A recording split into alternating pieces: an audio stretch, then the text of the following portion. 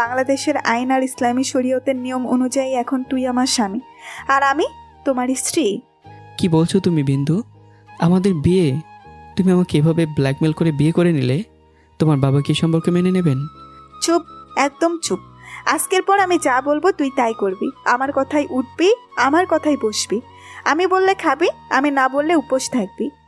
শুধু নির্বাক হয়ে তাকিয়ে রইলাম বিন্দুর দিকে, যে বিন্দুকে একদিন আমি নিজের জীবনে স্বর্গ মনে করেছিলাম। আর আজ সেই মানুষটি আমার সামনে দাঁড়িয়েছে অচেনা কঠোর ভয়ঙ্কর রূপ নিয়ে। গোডাউনের নিস্তবতায় তখন শুধু দুজন মানুষের ভারী নিঃশ্বাস শোনা যাচ্ছিল, আর আমাদের মাঝখানে পড়েছিল কিছু কাগজ, যেগুলো মুহূর্তের মধ্যে বদলে দিয়েছে দুজনের পুরো জীবন। বিন্দুর কথাগুলো শুনে আমি রীতিমতো জমে গেলাম।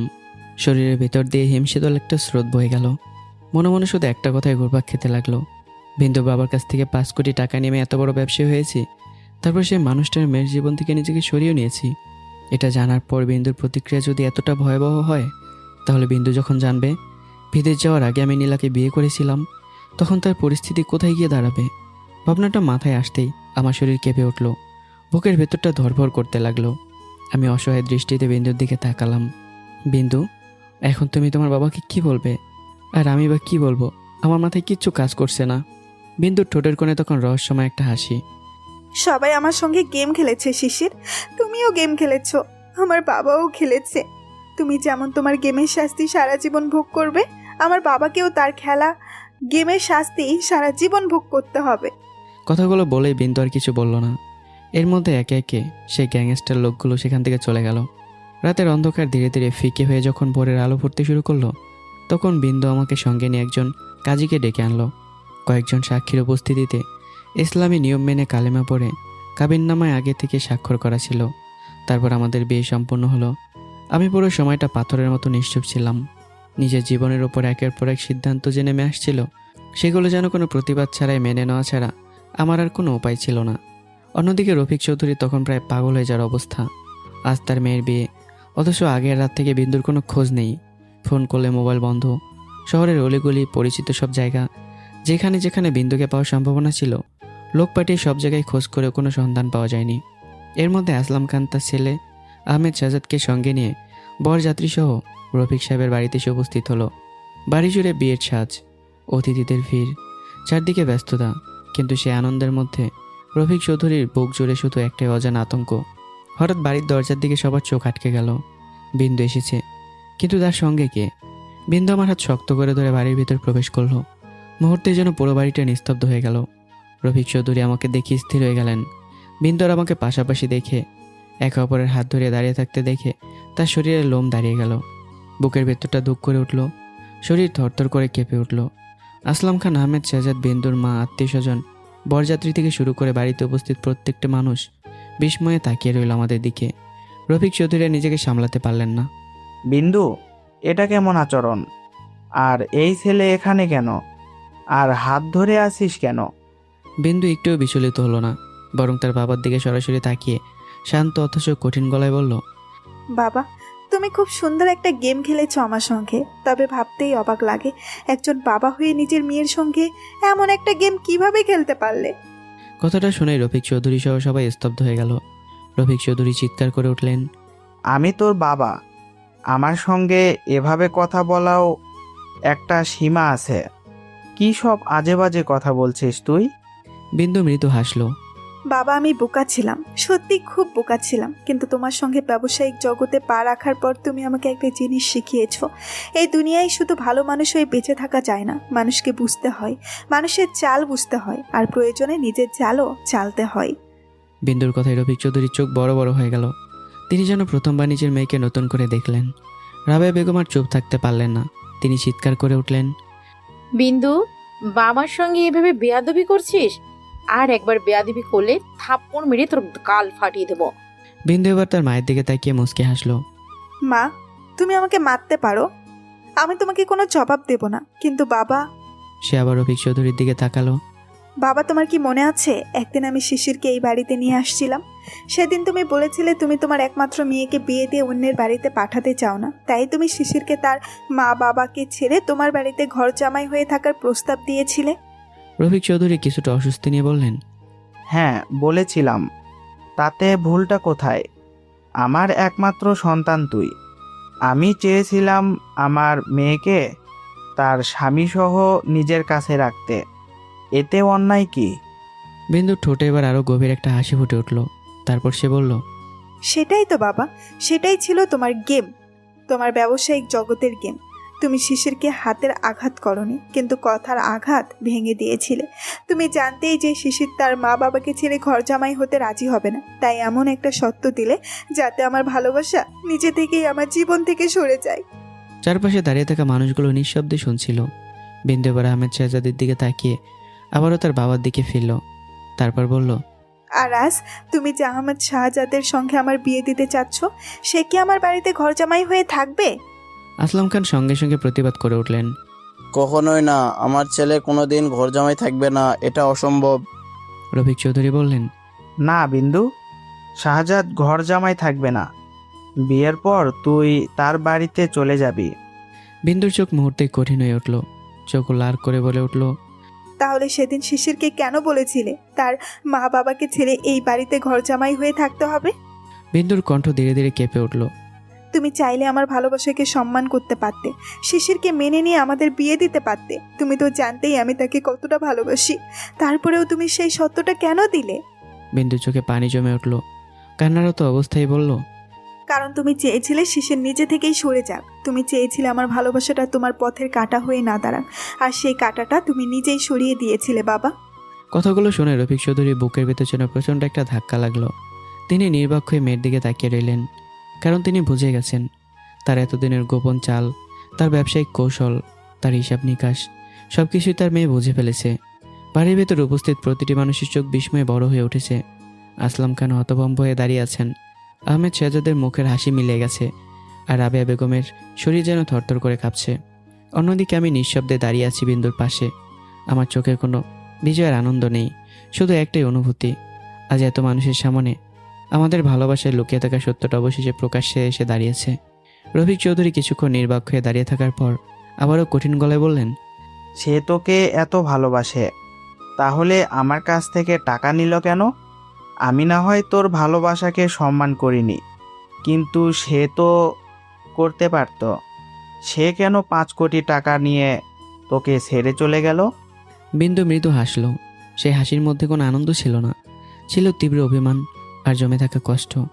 বাবা, টাকা দিলে কেউ নেয় না, এমন মানুষ পৃথিবীতে আছে? পাগলও টাকা চেনে। শিশির টাকা নিয়েছে, সেটা তার অপরাধ, কিন্তু তুমি যদি সত্যি আমার ভালোবাসাকে সম্মান করতে, তাহলে তাকে টাকা দিয়ে আমার জীবন থেকে সরিয়ে দেওয়ার দরকারটাই বা কেন হলো, বলতে পারবে? কথাটা শেষ হতেই পুরো বিয়ে বাড়িটা যেন হঠাৎ নিস্তব্ধ হয়ে গেল। রফিক চৌধুরীর মুখে কোনো উত্তর রইল না। মেয়ের প্রশ্নের সামনে দাঁড়িয়ে তার সমস্ত যুক্তি যেন মুহূর্তেই ভেঙে পড়ল। এত মানুষের সামনে নিজের মেয়ের চোখে তিনি আজ একজন বাবা নন, একজন ব্যবসায়ী, যে নিজের মেয়ের ভালোবাসাকেও হিসেবের খাতায় মেপেছিল। নীরবতা ভাঙতে রাবেয়া বেগম তাড়াতাড়ি বলে উঠলেন, বিন্দু, তোর বাবা ভুল করেছে, এখন যা হওয়ার হয়ে গেছে, তুই বরং বিয়ের কাপড় পরে আয়। কতক্ষণ ধরে শাহাদাত, তার বাবা আর বরযাত্রীর বসে আছে, সবকিছু তো ঠিক হয়ে গেছে। কথাটা শুনে আমি বিস্মিত চোখে রাবেয়া বেগমের দিকে তাকালাম, কিন্তু বিন্দুর মুখে কোনো পরিবর্তন হলো না। সে তার মায়ের দিকে স্থির দৃষ্টিতে তাকিয়ে অথচ কঠিন কণ্ঠে বলল, মা, তুমি কি কখনো দেখেছো একজন নারীর স্বামী থাকা অবস্থায় সে আরেকজনকে বিয়ে করে? কথাটা যেন পুরো বিয়েবাড়ির মাঝখানে বিস্ফোরণের মতো আঘাত করলো। আসলাম খান চোখ বড় বড় করে বিন্দুর দিকে তাকিয়ে রইলেন। আহমেদ শাহজাদের মুখের সমস্ত রং মুহূর্তে ফিকে হয়ে গেল। রাবেয়া বেগমের বুকের ভেতর হৃদস্পন্দন যেন লাগামহীনভাবে ছুটতে শুরু করলো, আর উপস্থিত অতিথিরা এমনভাবে স্তব্ধ হয়ে গেল যেন কেউ হঠাৎ পুরো বাড়ির সময় থামিয়ে দিয়েছে। রফিক চৌধুরী নিজেকে সামলাতে পারলেন না। কি বলছিস তুই বিন্দু? এতগুলো মেহমানের সামনে তুই আমার সম্মান ধ্বংস করে দিবি? তুই কি চাস আজকে সবার সামনে আমার মান সম্মান শেষ হয়ে যাক? বিন্দু এবার বাবার চোখের দিকে তাকিয়ে বলল, জি বাবা, যে বাবা নিজের মেয়ের সুখের কথা না ভেবে নিজের ইগো আর সম্মানের কথা ভাবে, আমি কেন সেই বাবার সম্মান নিয়ে চিন্তা করব? তার গলা কেঁপে উঠল, কিন্তু চোখের দৃষ্টি কঠিনই রইল। আমি গতকাল শিশিরকে বিয়ে করেছি, আর মৃত্যুর আগ পর্যন্ত আমি তার সঙ্গেই থাকব। রফিক চৌধুরী যেন বজ্রাঘাত খেয়ে বললেন, আমার কাছে থেকে 5 কোটি টাকা নিয়ে তোর জীবন থেকে সরে যাওয়ার কথা দিয়েছিল, আর এখন সে আমার সঙ্গে বেইমানি করেছে। বিন্দু এবার গর্জে উঠল। চিন্তা করো না বাবা, তুমি টাকার বিনিময়ে আমার ভালোবাসাকে আমার কাছ থেকে দূরে সরিয়ে দিয়েছিলে। আর শিশির টাকা নিয়ে আমার ভালোবাসা বিক্রি করেছিল। তোমরা দুজনেই ভুল করেছো, আর সেই ভুলের শাস্তি তোমাদের দুজনকেই সারা জীবন ভোগ করতে হবে। রফিক চৌধুরীর চোখের সামনে যেন সবকিছু অন্ধকার হয়ে এলো। বিন্দু আবার চারপাশে সবার সামনে স্পষ্ট কণ্ঠে বলল, আমি তোমার একমাত্র মেয়ে, কিন্তু আজ তোমার বাড়ি থেকে চলে যাচ্ছি। আজ থেকে তোমার সঙ্গে আমার সব সম্পর্ক শেষ করছি। না। রাবেয়া বেগম ছুটে এসে কাঁদতে কাঁদতে বললেন, বিন্দু, এমন করিস না মা। তুই আমাদের একমাত্র মেয়ে। তুই ছাড়া এই পৃথিবীতে আমাদের আর কি আছে? বিন্দু হাত তুলে তার মাকে থামিয়ে দিল। তার চোখেও জল ছিল, কিন্তু সেই জল কাউকে দেখতে দিল না। কঠিন কণ্ঠে বলল, মা, শিশির শুধু আমার ভালোবাসা বিক্রি করেনি, আমার মনও ভেঙেছে। তার ভুলের শাস্তিও সে সারা জীবন ভোগ করবে। আমি তার স্ত্রী হিসাবে তার পাশে থাকবো, কিন্তু আমার ভালোবাসার স্পর্শ কোনোদিন তার জীবনে আসবে না। সে আমাকে চেয়েও পাবে না। আমি নিজেকেও কষ্ট দেব, শিশিরকেও কষ্ট দেব, সারা জীবন কষ্ট দেব। কথাগুলো শুনে আমি রীতিমতো জমে গেলাম। আমার শরীরের প্রতিটি লোম দাঁড়িয়ে উঠল, নিঃশ্বাস ভারী হয়ে এলো। মনে হচ্ছিল আমি কোনো দুঃস্বপ্ন দেখছি, যে কোনো মুহূর্তে ঘুম ভেঙে যাবে আর সব কিছু মিথ্যে হয়ে যাবে। কিন্তু এটা স্বপ্ন নয়। বিন্দু আমার হাত শক্ত করে ধরে ফেলেছে। তারপর আমাকে সঙ্গে নিয়ে বাড়ির দরজার দিকে এগিয়ে গেল। দরজার কাছে পৌঁছেই বিন্দু হঠাৎ থেমে গেল। ধীরে ধীরে পিছন ফিরে বাবার দিকে তাকালো। রফিক চৌধুরী তখনও নিশ্চুপ দাঁড়িয়েছিলেন। বিন্দু শান্ত গলায় বলল, আর বাবা, তুমি আমার হাজবেন্ডকে 5 কোটি টাকা দিয়েছিলে না? 2 দিনের মধ্যে সেই 5 কোটি তোমার কাছে 10 কোটি হয়ে পৌঁছে যাবে। হবে তো? টাকা যদি শুধু ব্যাংকে পড়ে থাকতো, ব্যাংক তোমাকে এতটা সুদও দিত না। অন্তত তোমার টাকা তোমার কাছেই ফিরিয়ে দিচ্ছি, ডাবল করে। তুমি তো আবার ব্যবসায়িক হিসাব ভালো জানো। এক মুহূর্ত থেমে বিন্দু আবারও বলল, গুড বাই বাবা। বিন্দু আমার হাত ধরে বেরিয়ে এলো। পেছনে পড়ে রইল একটা নিস্তব্ধ বিয়ের বাড়ি। এমন নীরবতা যেখানে একে অপরের নিঃশ্বাস পর্যন্ত শোনা যাচ্ছিল। রফিক চৌধুরী স্থির হয়ে দাঁড়িয়ে রইলেন। তার চোখ বেয়ে ধীরে ধীরে অশ্রু গড়িয়ে পড়ল। এতদিন ধরে যে পরিকল্পনাকে তিনি নিজের ভিতরে সবচেয়ে নিখুঁত চাল মনে করছিলেন, সেই পরিকল্পনায় আজ তার নিজের চোখের সামনে ভেঙে চুরমার হয়ে গেছে। তার নিজের পরিকল্পনা নিজের উপরই ভারী পড়ে গেল। রাবেয়া বেগম আর নিজেকে সামলাতে পারলেন না। স্বামীর দিকে তাকিয়ে কান্না ভেজা কণ্ঠে বললেন, আমি তোমাকে বারবার বলেছিলাম, মেয়ে জীবন নিয়ে ব্যবসার রাজনীতি খেলো না। বলেছিলাম, ও আমাদের একমাত্র মেয়ে। ওর সুখের কাছে আমাদের সব কিছু তুচ্ছ। টাকা দিয়ে পৃথিবীর অনেক কিছু কেনা যায় রফিক, কিন্তু সুখ কেনা যায় না, ভালোবাসা কেনা যায় না। রফিক চৌধুরী কোনো উত্তর দিলেন না, শুধু দরজার দিকে তাকিয়ে রইলেন। যে দরজা দিয়ে তার একমাত্র মেয়ে তার ভালোবাসার মানুষটির হাত ধরে তাকে পেছনে ফেলে চলে গেল। রাবেয়া বেগম আবারও বুক চাপড়ে চিৎকার করে উঠলেন, ছেলেটা কি অযোগ্য ছিল? যোগ্যতার অভাব ছিল তার? তোমার দেওয়া 5 কোটি টাকা কয়েক বছরের মধ্যে সে 500 কোটির ব্যবসায় দাঁড় করিয়েছে। শুধু তাই নয়, ব্যবসার মাঠে তোমার সঙ্গে টক্কর দিয়ে তোমার 5,000 কোটি টাকার একটা বিশাল অর্ডার পর্যন্ত ছিনিয়ে নিয়েছে। বলো রফিক, এমন জামাই তুমি আর কোথায় পেতে? আজ তুমি শুধু মেয়েকে হারালে না, নিজের হাতের হীরের টুকরো জামাইকেও হারালে। রফিক চৌধুরীর মুখে যেন মুহূর্তে তালা পড়ে গেল। মেয়ের চলে যাওয়ার ধাক্কায় তার ভেতরে সমস্ত অহংকার, সমস্ত হিসাব নিকাশ একসঙ্গে ভেঙে পড়েছে। মনে হলো নিজের হাতেই তিনি নিজের সবচেয়ে বড় ক্ষতিটা করে ফেলেছেন। অথচ এতক্ষণ পর্যন্ত যেটাকে তিনি নিজের জয় ভেবেছিলেন, সেটা এখন তার জীবনের সবচেয়ে বড় পরাজয়। অন্যদিকে আমার গাড়ি তখন শহরের ব্যস্ত রাস্তা পেরিয়ে যাচ্ছিল। ড্রাইভিং সিটে আমি, আর আমার পাশের সিটে নীরবে বসে আছে বিন্দু। দুজনের মাঝখানে যেন অদৃশ্য এক দেয়াল দাঁড়িয়ে আছে। এত কিছু ঘটে গেল, অথচ বিন্দুর মুখে কোনো কথা নেই। হঠাৎ বিন্দু শান্ত গলায় জিজ্ঞাসা করলো, তুমি খাবার কোথায় খাও? হোটেলে নাকি বাসায় রান্না করে? বাসায় তো কেউ নেই, তাই সাধারণত হোটেলেই খাই। কিন্তু হঠাৎ এসব জিজ্ঞাসা করছো কেন? বিন্দু জানালার বাইরে তাকিয়ে বলল, একটা বাজারের দিকে গাড়ি নিয়ে থামাও, কিছু জিনিস কিনবো। আমি আর কোনো প্রশ্ন করলাম না। কিছুক্ষণ পর গাড়ি বাজারের সামনে থামলো। তারপর বিন্দু একে একে সংসারের প্রয়োজনীয় জিনিসপত্র কিনতে শুরু করলো। আসবাবপত্র থেকে শুরু করে রান্নাঘরের সামগ্রী, থালা বাসন, কাপড় চোপড়, কাঁচা বাজার। একটা বাড়িতে দুজন মানুষ থাকার জন্য যা যা প্রয়োজন তারপরে সব কিছুই কিনে নিল সে। আমি শুধু নীরবে পাশে দাঁড়িয়ে দেখলাম। আমি একা থাকতাম। অনেক বড় একটা বাড়ি তৈরি করেছি, কিন্তু সেই বিশাল বাড়ির প্রতিটি ঘর ছিল প্রায় জনমানবহীন। দুজন দারোয়ান ছাড়া সেখানে আমার দেখাশোনা করার মতো কেউ ছিল না। এত বড় বাড়ি, অথচ আমার ভেতরে সংসারের কোনো উষ্ণতা ছিল না। বাড়িতে ফিরে বিন্দু চারপাশে তাকিয়ে বলল, দুদিনের মধ্যে কাজের লোক ঠিক করবে। পুরো বাড়িটার অবস্থা দেখেছো? এত বড় বাড়ি, অথচ দেখলে মনে হয় কেউ থাকে না এখানে। আমি মাথা নিচু করে রইলাম। সেদিন দুজন মিলে রান্না করলাম, একই টেবিলে বসে খাবারও খেলাম, কিন্তু পুরো সময়টাতে বিন্দু একবারের জন্য আমার সঙ্গে স্বাভাবিকভাবে কথা বলল না। আমাদের মাঝখানে ছিল শুধু নীরবতা, আর সেই নীরবতার ভেতরে চাপা পড়েছিল 3 বছরের অভিমান, ভালোবাসা, প্রতারণা আর অসংখ্য না বলা কথা। রাত গভীর হলে বিন্দু ফ্রেশ হয়ে আমার ঘরে এসে বসলো। আমি কিছুক্ষণ চুপচাপ তার দিকে তাকিয়ে থেকে ধীরে ধীরে বিন্দুর হাতের উপর হাত রাখলাম। মুহূর্তের মধ্যে বিন্দু আমার হাতটা ঝাটকা দিয়ে সরিয়ে দিল। তার চোখ দুটো কঠিন হয়ে উঠল। Don't touch me mister Shishir. You are my husband, but I have not accepted your touch. আমি রীতিমতো চমকে গেলাম। কিছুক্ষণ বিন্দুর মুখের দিকে তাকিয়ে থেকে বললাম, তুমি সত্যি আমাকে সারা জীবন এভাবে রাখবে? এভাবে তিলে তিলে কষ্ট দেবে?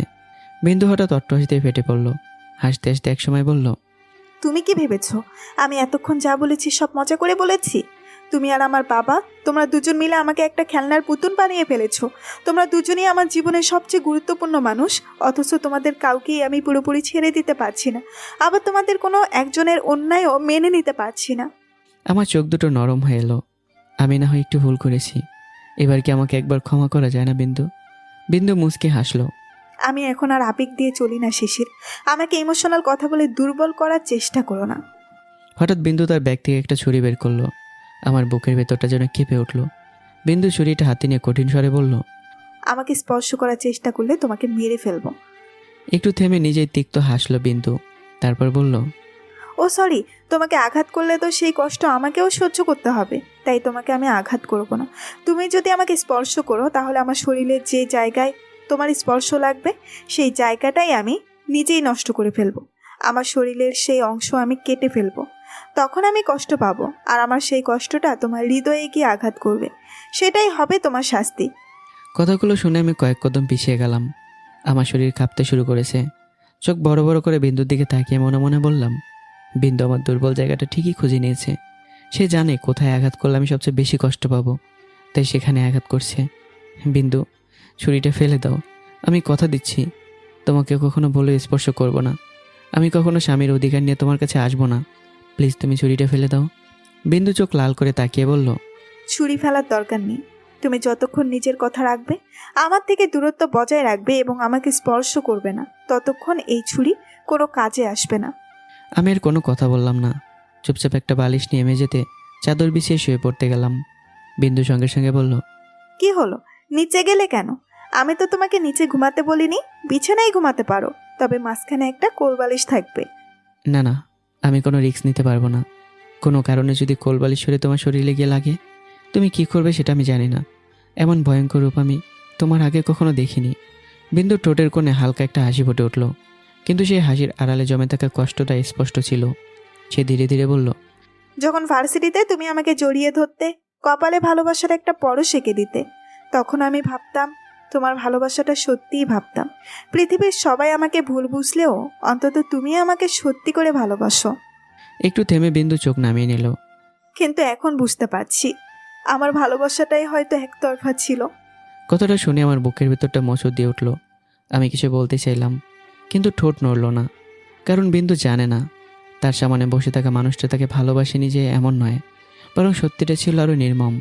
আমি আজও বিন্দুকেই ভালোবাসি, শুধু সে ভালোবাসার মাঝখানে দাঁড়িয়ে আছে 5 কোটি টাকার একটি ভুল সিদ্ধান্ত, একটা গোপন বিয়ে এবং এমন কিছু সত্য যেগুলো একদিন প্রকাশ পেলে বিন্দুর এই ভাঙা হৃদয়টা হয়তো আর আমাকে ক্ষমা করতে পারবে না। বিন্দু অনেক চেষ্টা করে আমাকে খাটে তুলতে পারলো না। আমার মনেও তখন অজস্র অভিমান জমে আছে। আমার বুকের গভীরে বিন্দুর জন্য যে ভালোবাসা বছরের পর বছর জমে আছে, সেই ভালোবাসায় আমাকে নীরব করে রেখেছে। আমি জানি বিন্দুর উপর রাগ করে থাকার অধিকার আমার নেই, কারণ বিন্দু আমাকে অসম্ভব ভালোবাসে। শুধু সেই ভালোবাসার সঙ্গে মিশে আছে 3 বছরের অশ্রু, অপেক্ষা, অপমান আর প্রতারণার ক্ষত। অন্যদিকে বিন্দু হৃদয়েও তখন এক অদ্ভুত ঝড়। সে আমাকে ভালোবাসে, ভীষণ ভালোবাসে, কিন্তু আমি আর তার বাবা মিলে তার ভালোবাসাকে যেভাবে ব্যবসায়িক লেনদেনের অংশ বানিয়েছিলাম, সেই আঘাতটা এখনও তার হৃদয়ে গভীরে সংরক্ষণ করাচ্ছে। অনেকদিন পর সেদিন রাতে বিন্দুর মনে যেন কোনো চিন্তা ছিল না, কোনো অস্থিরতা ছিল না, কোনো অনিশ্চয়তাও ছিল না। কারণ কাগজে কলমে ইসলামিক নিয়মে এবং বাংলাদেশের আইন অনুযায়ী এখন আমরা স্বামী স্ত্রী। পৃথিবীর কেউ চাইলেও আমাকে আর সহজে তার কাছ থেকে আলাদা করতে পারবে না। এই নিশ্চয়তাটুকুই যেন তার সমস্ত ক্লান্ত মনকে শান্ত করে দিয়েছিল। সকালে স্নিগ্ধ আলো জানালার ফাঁক দিয়ে ঘরে ঢুকছিল। বাইরে পাখির কিচিরমিচির, চারপাশে নির্মম পরিবেশ। সব মিলে অনেকদিন পর বিন্দুর ঘুম ভাঙল একেবারে শান্ত মনে। চোখ মিলেই সে দেখল আমি এখনো মেঝেতে ঘুমিয়ে আছি। বিন্দু ধীরে ধীরে বিছানা থেকে নেমে আমার পাশে এসে বসলো। কিছুক্ষণ চুপচাপ মুখের দিকে তাকিয়ে রইল। আমাকে ঘুমন্ত অবস্থায় দেখে মুখের কঠোরতা মুহূর্তেই নরম হয়ে এলো। সে মনে মনে বলল, আমার শিশির, তুমি শুধু আমার। পৃথিবীর কোনো শক্তি তোমাকে আমার কাছ থেকে আলাদা করতে পারবে না, সেটা যেই হোক। তোমার আর আমার মাঝখানে দাঁড়ালে তার বিরুদ্ধেই আমি যুদ্ধ ঘোষণা করব। কথাগুলো ভাবতে ভাবতেই বিন্দু একটু ঝুঁকে আমার কপালে আলতো করে ভালোবাসার পরশ এঁকে দিল। তারপর নিঃশব্দে উঠে ওয়াশরুমে চলে গেল। ফ্রেশ হয়ে নিচে নেমে বিন্দু নিজে নাস্তা তৈরি করলো। টেবিল গুছিয়ে সব কিছু সুন্দর করে সাজিয়ে রাখলো। কিছুক্ষণ পর আমি ফ্রেশ হয়ে নিচে এলাম। টেবিলে সাজানো নাস্তা দেখে কিছুটা অবাক হলাম। নীরবে বসে খাবার শুরু করতেই বিন্দু আমার দিকে তাকিয়ে বলল, আচ্ছা শিশির, যে পরিবারের অজুহাত দেখিয়ে তুমি এতদিন আমার কাছ থেকে দূরে ছিলে, সেই পরিবার কোথায়? তুমি তো চাইলেই সেদিন বাবার প্রস্তাব গ্রহণ করতে পারতে। প্রশ্নটা শুনেই আমার বুকের ভেতরটা যেন আচমকাই ঝড় বয়ে গেল। চোখের কোনো অশ্রু জমে উঠল, কিন্তু মুহূর্তে আমি নিজেকে সামলে নিলাম। চোখ নামে এসে জল লুকিয়ে রেখে কাপা গলায় বললাম, তোমার কাছে হাত জোর করে অনুরোধ করছি বিন্দু, আমার পরিবারের কথা আমাকে বলো না। প্রয়োজনে গতকাল রাতে যে চাকুটা দেখিয়েছো সেটা আবার আমার বুকের মধ্যে বসিয়ে দাও, কিন্তু আমার পরিবারের কথা বলো না। কথাগুলো বিন্দু হৃদয়ে গিয়ে তীব্রভাবে আঘাত করলো। সেই স্থির চোখে আমার দিকে তাকিয়ে রইল আর মনে মনে বলল, কি বললে তুমি শিশির? তোমাকে আমি আঘাত করব? কিভাবে? তোমার বুকে আঘাত করা আমার পক্ষে সম্ভব নয়, কিন্তু তোমার পরিবারের সঙ্গে এমন কি ঘটেছিল যে তুমি তাদের কথা মনে করতেও এতটা কষ্ট পাও? কি এমন আঘাত তারা তোমাকে দিয়েছে? আমাকে জানতে হবে, যে এভাবেই হোক আমাকে সত্যিটা জানতে হবে। তোমাকে যারা কষ্ট দিবে তারা এই পৃথিবীতে আমার শত্রু হিসাবে বেঁচে থাকবে। নাস্তা শেষ করে আমি নিজের ঘরে ফিরে অফিসে যাওয়ার জন্য প্রস্তুত হতে লাগলাম। পোশাক পরে বের হওয়ার ঠিক আগ মুহূর্তে পিছন থেকে বিন্দুর কণ্ঠ ভেসে এলো। কোথায় যাওয়ার জন্য রেডি হচ্ছ? আমি পিছন ফিরে বললাম, অফিসে যেতে হবে, 5,000 কোটি টাকার প্রজেক্টের কাজ চলছে এখন। বিন্দু ভুরু কুঁচকে বলল, আমাকে একবার জিজ্ঞেস করেছো? অনুমতি নিয়েছো? আমি কিছুটা অবাক হয়ে তার দিকে তাকালাম। বিন্দু এবার শান্ত অথচ দৃঢ় গলায় বলল, ভুলে যেও না, এই কোম্পানির মালিক এখন আমি। তুমি সব কিছু আমার নামে লিখে দিয়েছো, তাই আজ থেকে আমিও তোমার সঙ্গে অফিসে যাব, আর অফিসে তুমি আমার পিএ হিসাবে কাজ করবে। আমি সিও। কথাটা শুনে আমার চোখ কপাল উঠে গেল, নিঃশ্বাস ভারী হয়ে এলো। কিন্তু আমি কোনো প্রতিবাদ করলাম না, কারণ আমি খুব ভালো করেই বুঝে গেছি বিন্দু এখন আমার হাত ছাড়বে না। পৃথিবী ধ্বংস হয়ে যাওয়ার আগ মুহূর্ত পর্যন্ত যদি আমাকে নিজের পাশে রাখতে হয়, বিন্দু তবু সেটাই করবে। বিন্দু আবারও বলল, এত অবাক হওয়ার কিছু নেই। সব কিছু আমার নামে লিখে নিয়েছি মানে এই নয় যে কোম্পানিতে তোমার কোনো অধিকার থাকবে না। তুমি কাজ করবে, সিদ্ধান্ত নেবে, সবই হবে। তবে আপাতত একটা কাজ করো। বিন্দু টেবিলের উপর রাখা চেকবুকটা আমার দিকে এগিয়ে দিল। এখানে সই করে 10 কোটি টাকা লিখে দাও। আমি অবাক হয়ে তাকিয়ে রইলাম, কিন্তু কোনো প্রশ্ন না করে সই করে দিলাম। বিন্দু বলল, বাবার কাছ থেকে 5 কোটি টাকা নিয়েছিলে, মনে আছে? এবার সুদে আসলে 10 কোটি টাকা দিয়ে আসবো, যেন ভবিষ্যতে তোমার বাবা কখনো তোমার দিকে আঙুল তুলে বলতে না পারে আমার 5 কোটি টাকা নিয়ে তুমি আজ এই অবস্থানে পৌঁছেছো। তুমি চাই না তুমি কখনো আমার পরিবার বা আত্মীয় স্বজনের সামনে মাথা নিচু করে দাঁড়াও। আমি অবাক হয়ে যাই। কিছুক্ষণ চুপ করে রইলাম, তারপর মনে মনে বললাম, বুঝতে পারছি না বিন্দু, তুমি আসলে কি চাও? সবার সামনে আমার মাথা উঁচু করে রাখতে চাও, অথচ আমার ভালোবাসার অধিকার থেকে আমাকে বঞ্চিত করে প্রতিনিয়ত আমার হৃদয়ে আঘাত করছো। এ কেমন প্রতিশোধ? তারপর নিজের অজান্তে আরেকটা প্রশ্ন মনে উকি দিল। আমার সব কিছু নিজের নামে লিখে নিয়েছে, অথচ আমাকে বা নিজের অফিসে নিয়ে যাচ্ছে। আবার বলছো আমি তোমার পিএ, কিন্তু তুমি তো জানো আমি তোমার কাছে শুধু একজন কর্মচারী নই। তাহলে এমন অদ্ভুত সম্পর্কে শেষ কোথায়? এ কেমন ভালোবাসা তোমার? এ কেমন প্রতিশোধ তোমার? ঠিক আছে, আমিও দেখি তুমি কতদিন এই প্রতিশোধের বাহানায় আমাকে নিজে থেকে দূরে রাখো। আমি চুপচাপ বিন্দুর দিকে তাকিয়ে রইলাম, আর বিন্দুর চোখে তখন অদ্ভুত এক দৃঢ়তা, যেন সে নিজের সিদ্ধান্ত নিয়ে ফেলেছে। আমাকে সে হারাবে না, কিন্তু ক্ষমাও করবে না, অন্তত এত সহজে তো নয়। বিন্দু আমার সই করা চেকটি হাতে নিয়ে আমাকে সঙ্গে করে গাড়িতে বসলো। ধীরে ধীরে চৌধুরী বাড়ির দিকে এগিয়ে চলল। কিছুক্ষণ নীরব থাকার পর আমি অবশেষে জিজ্ঞাসা করলাম, আচ্ছা আমরা কোথায় যাচ্ছি? এদিকে তো আমার অফিস নয়। বিন্দু আমার দিকে না তাকিয়ে শান্ত অথচ কঠিন গলায় বলল, গাড়িতে বসে আছো, চুপচাপ বসে থাকো। ভুলে যেও না, বাড়ির গেট পার হওয়ার পর আমি তোমার বস, আর তুমি আমার পিএ। প্রশ্ন করার অধিকার আমার, আদেশ দেওয়ার অধিকারও আমার। তোমার কাজ শুধু আমার কথা মেনে চলা। আমি সঙ্গে সঙ্গে চুপ হয়ে গেলাম। আর কোনো কথা বলার সাহস হলো না। আমার বুকের ভিতর অবশ্য অন্য এক ভয়ে মাথাচাড়া দিয়ে নড়ছে। বিন্দু এখনও জানে না আমার জীবনে সেই গোপন সত্য। বিদেশ যাওয়ার আগে আমি নেহাকে বিয়ে করেছিলাম। বিন্দু যখন সত্যিটা জানবে তখন তার প্রতিক্রিয়া কি হবে, সেই চিন্তায় আমার বুকের ভিতর অজানা আতঙ্ক তৈরি করছিল। কিছুক্ষণ পর গাড়ি চৌধুরী বাড়ির সামনে এসে থামলো। বিন্দু গাড়ি থেকে নেমেই আমার হাত শক্ত করে ধরে আমাকে টেনে ভিতরের দিকে নিয়ে যেতে লাগলো।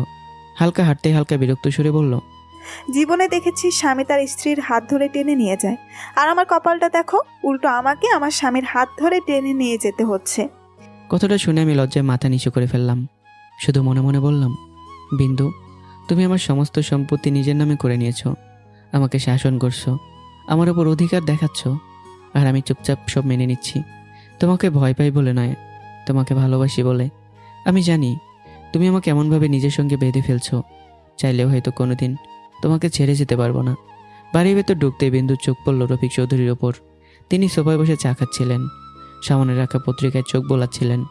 বিন্দু এগিয়ে টেবিলের উপর চেকটা রাখলো। মিস্টার চৌধুরী, এই নিন আপনার 10 কোটি টাকার চেক। টেনশন নেওয়ার দরকার নেই, ব্যাংকে জমা দিলেই টাকা আপনার অ্যাকাউন্টে চলে যাবে। আর ভবিষ্যতে কখনো বলবেন না আপনার টাকা দিয়ে আমার স্বামী ব্যবসা করেছে, কারণ তখন আমিও বলতে বাধ্য হব আপনার 5 কোটি টাকা সুদে আসলে 10 কোটি করে ফেরত দেওয়া হয়েছে। রাবেয়া বেগম সঙ্গে সঙ্গে ক্ষুব্ধ হয়ে উঠলেন। বিন্দু, এইটা কেমন ধরনের বেয়াদবি? বাবাকে নাম ধরে ডাকিস? আর আমরা কি কখনো তোর কাছে টাকা চেয়েছি? আমাদের যা কিছু আছে সবই তো তোর। বিন্দুর চোখ মুহূর্তে লাল হয়ে উঠল। যেদিন বাবা আমার ভালোবাসাকে নিয়ে ব্যবসা শুরু করেছিলেন সেদিন এসব চিন্তা করা উচিত ছিল। আর তোমাদের কিছুই নয় আমার। যেখানে আমার নিজেই তোমাদের মা বাবা বলে পরিচয় দিতে অস্বীকার করছি, সেখানে সম্পত্তির হিসাব দেখিয়ে আমাকে থামানোর চেষ্টা করো না। বলে বিন্দু আমার হাত ধরে চলে যেতে উদ্যোগ হলো।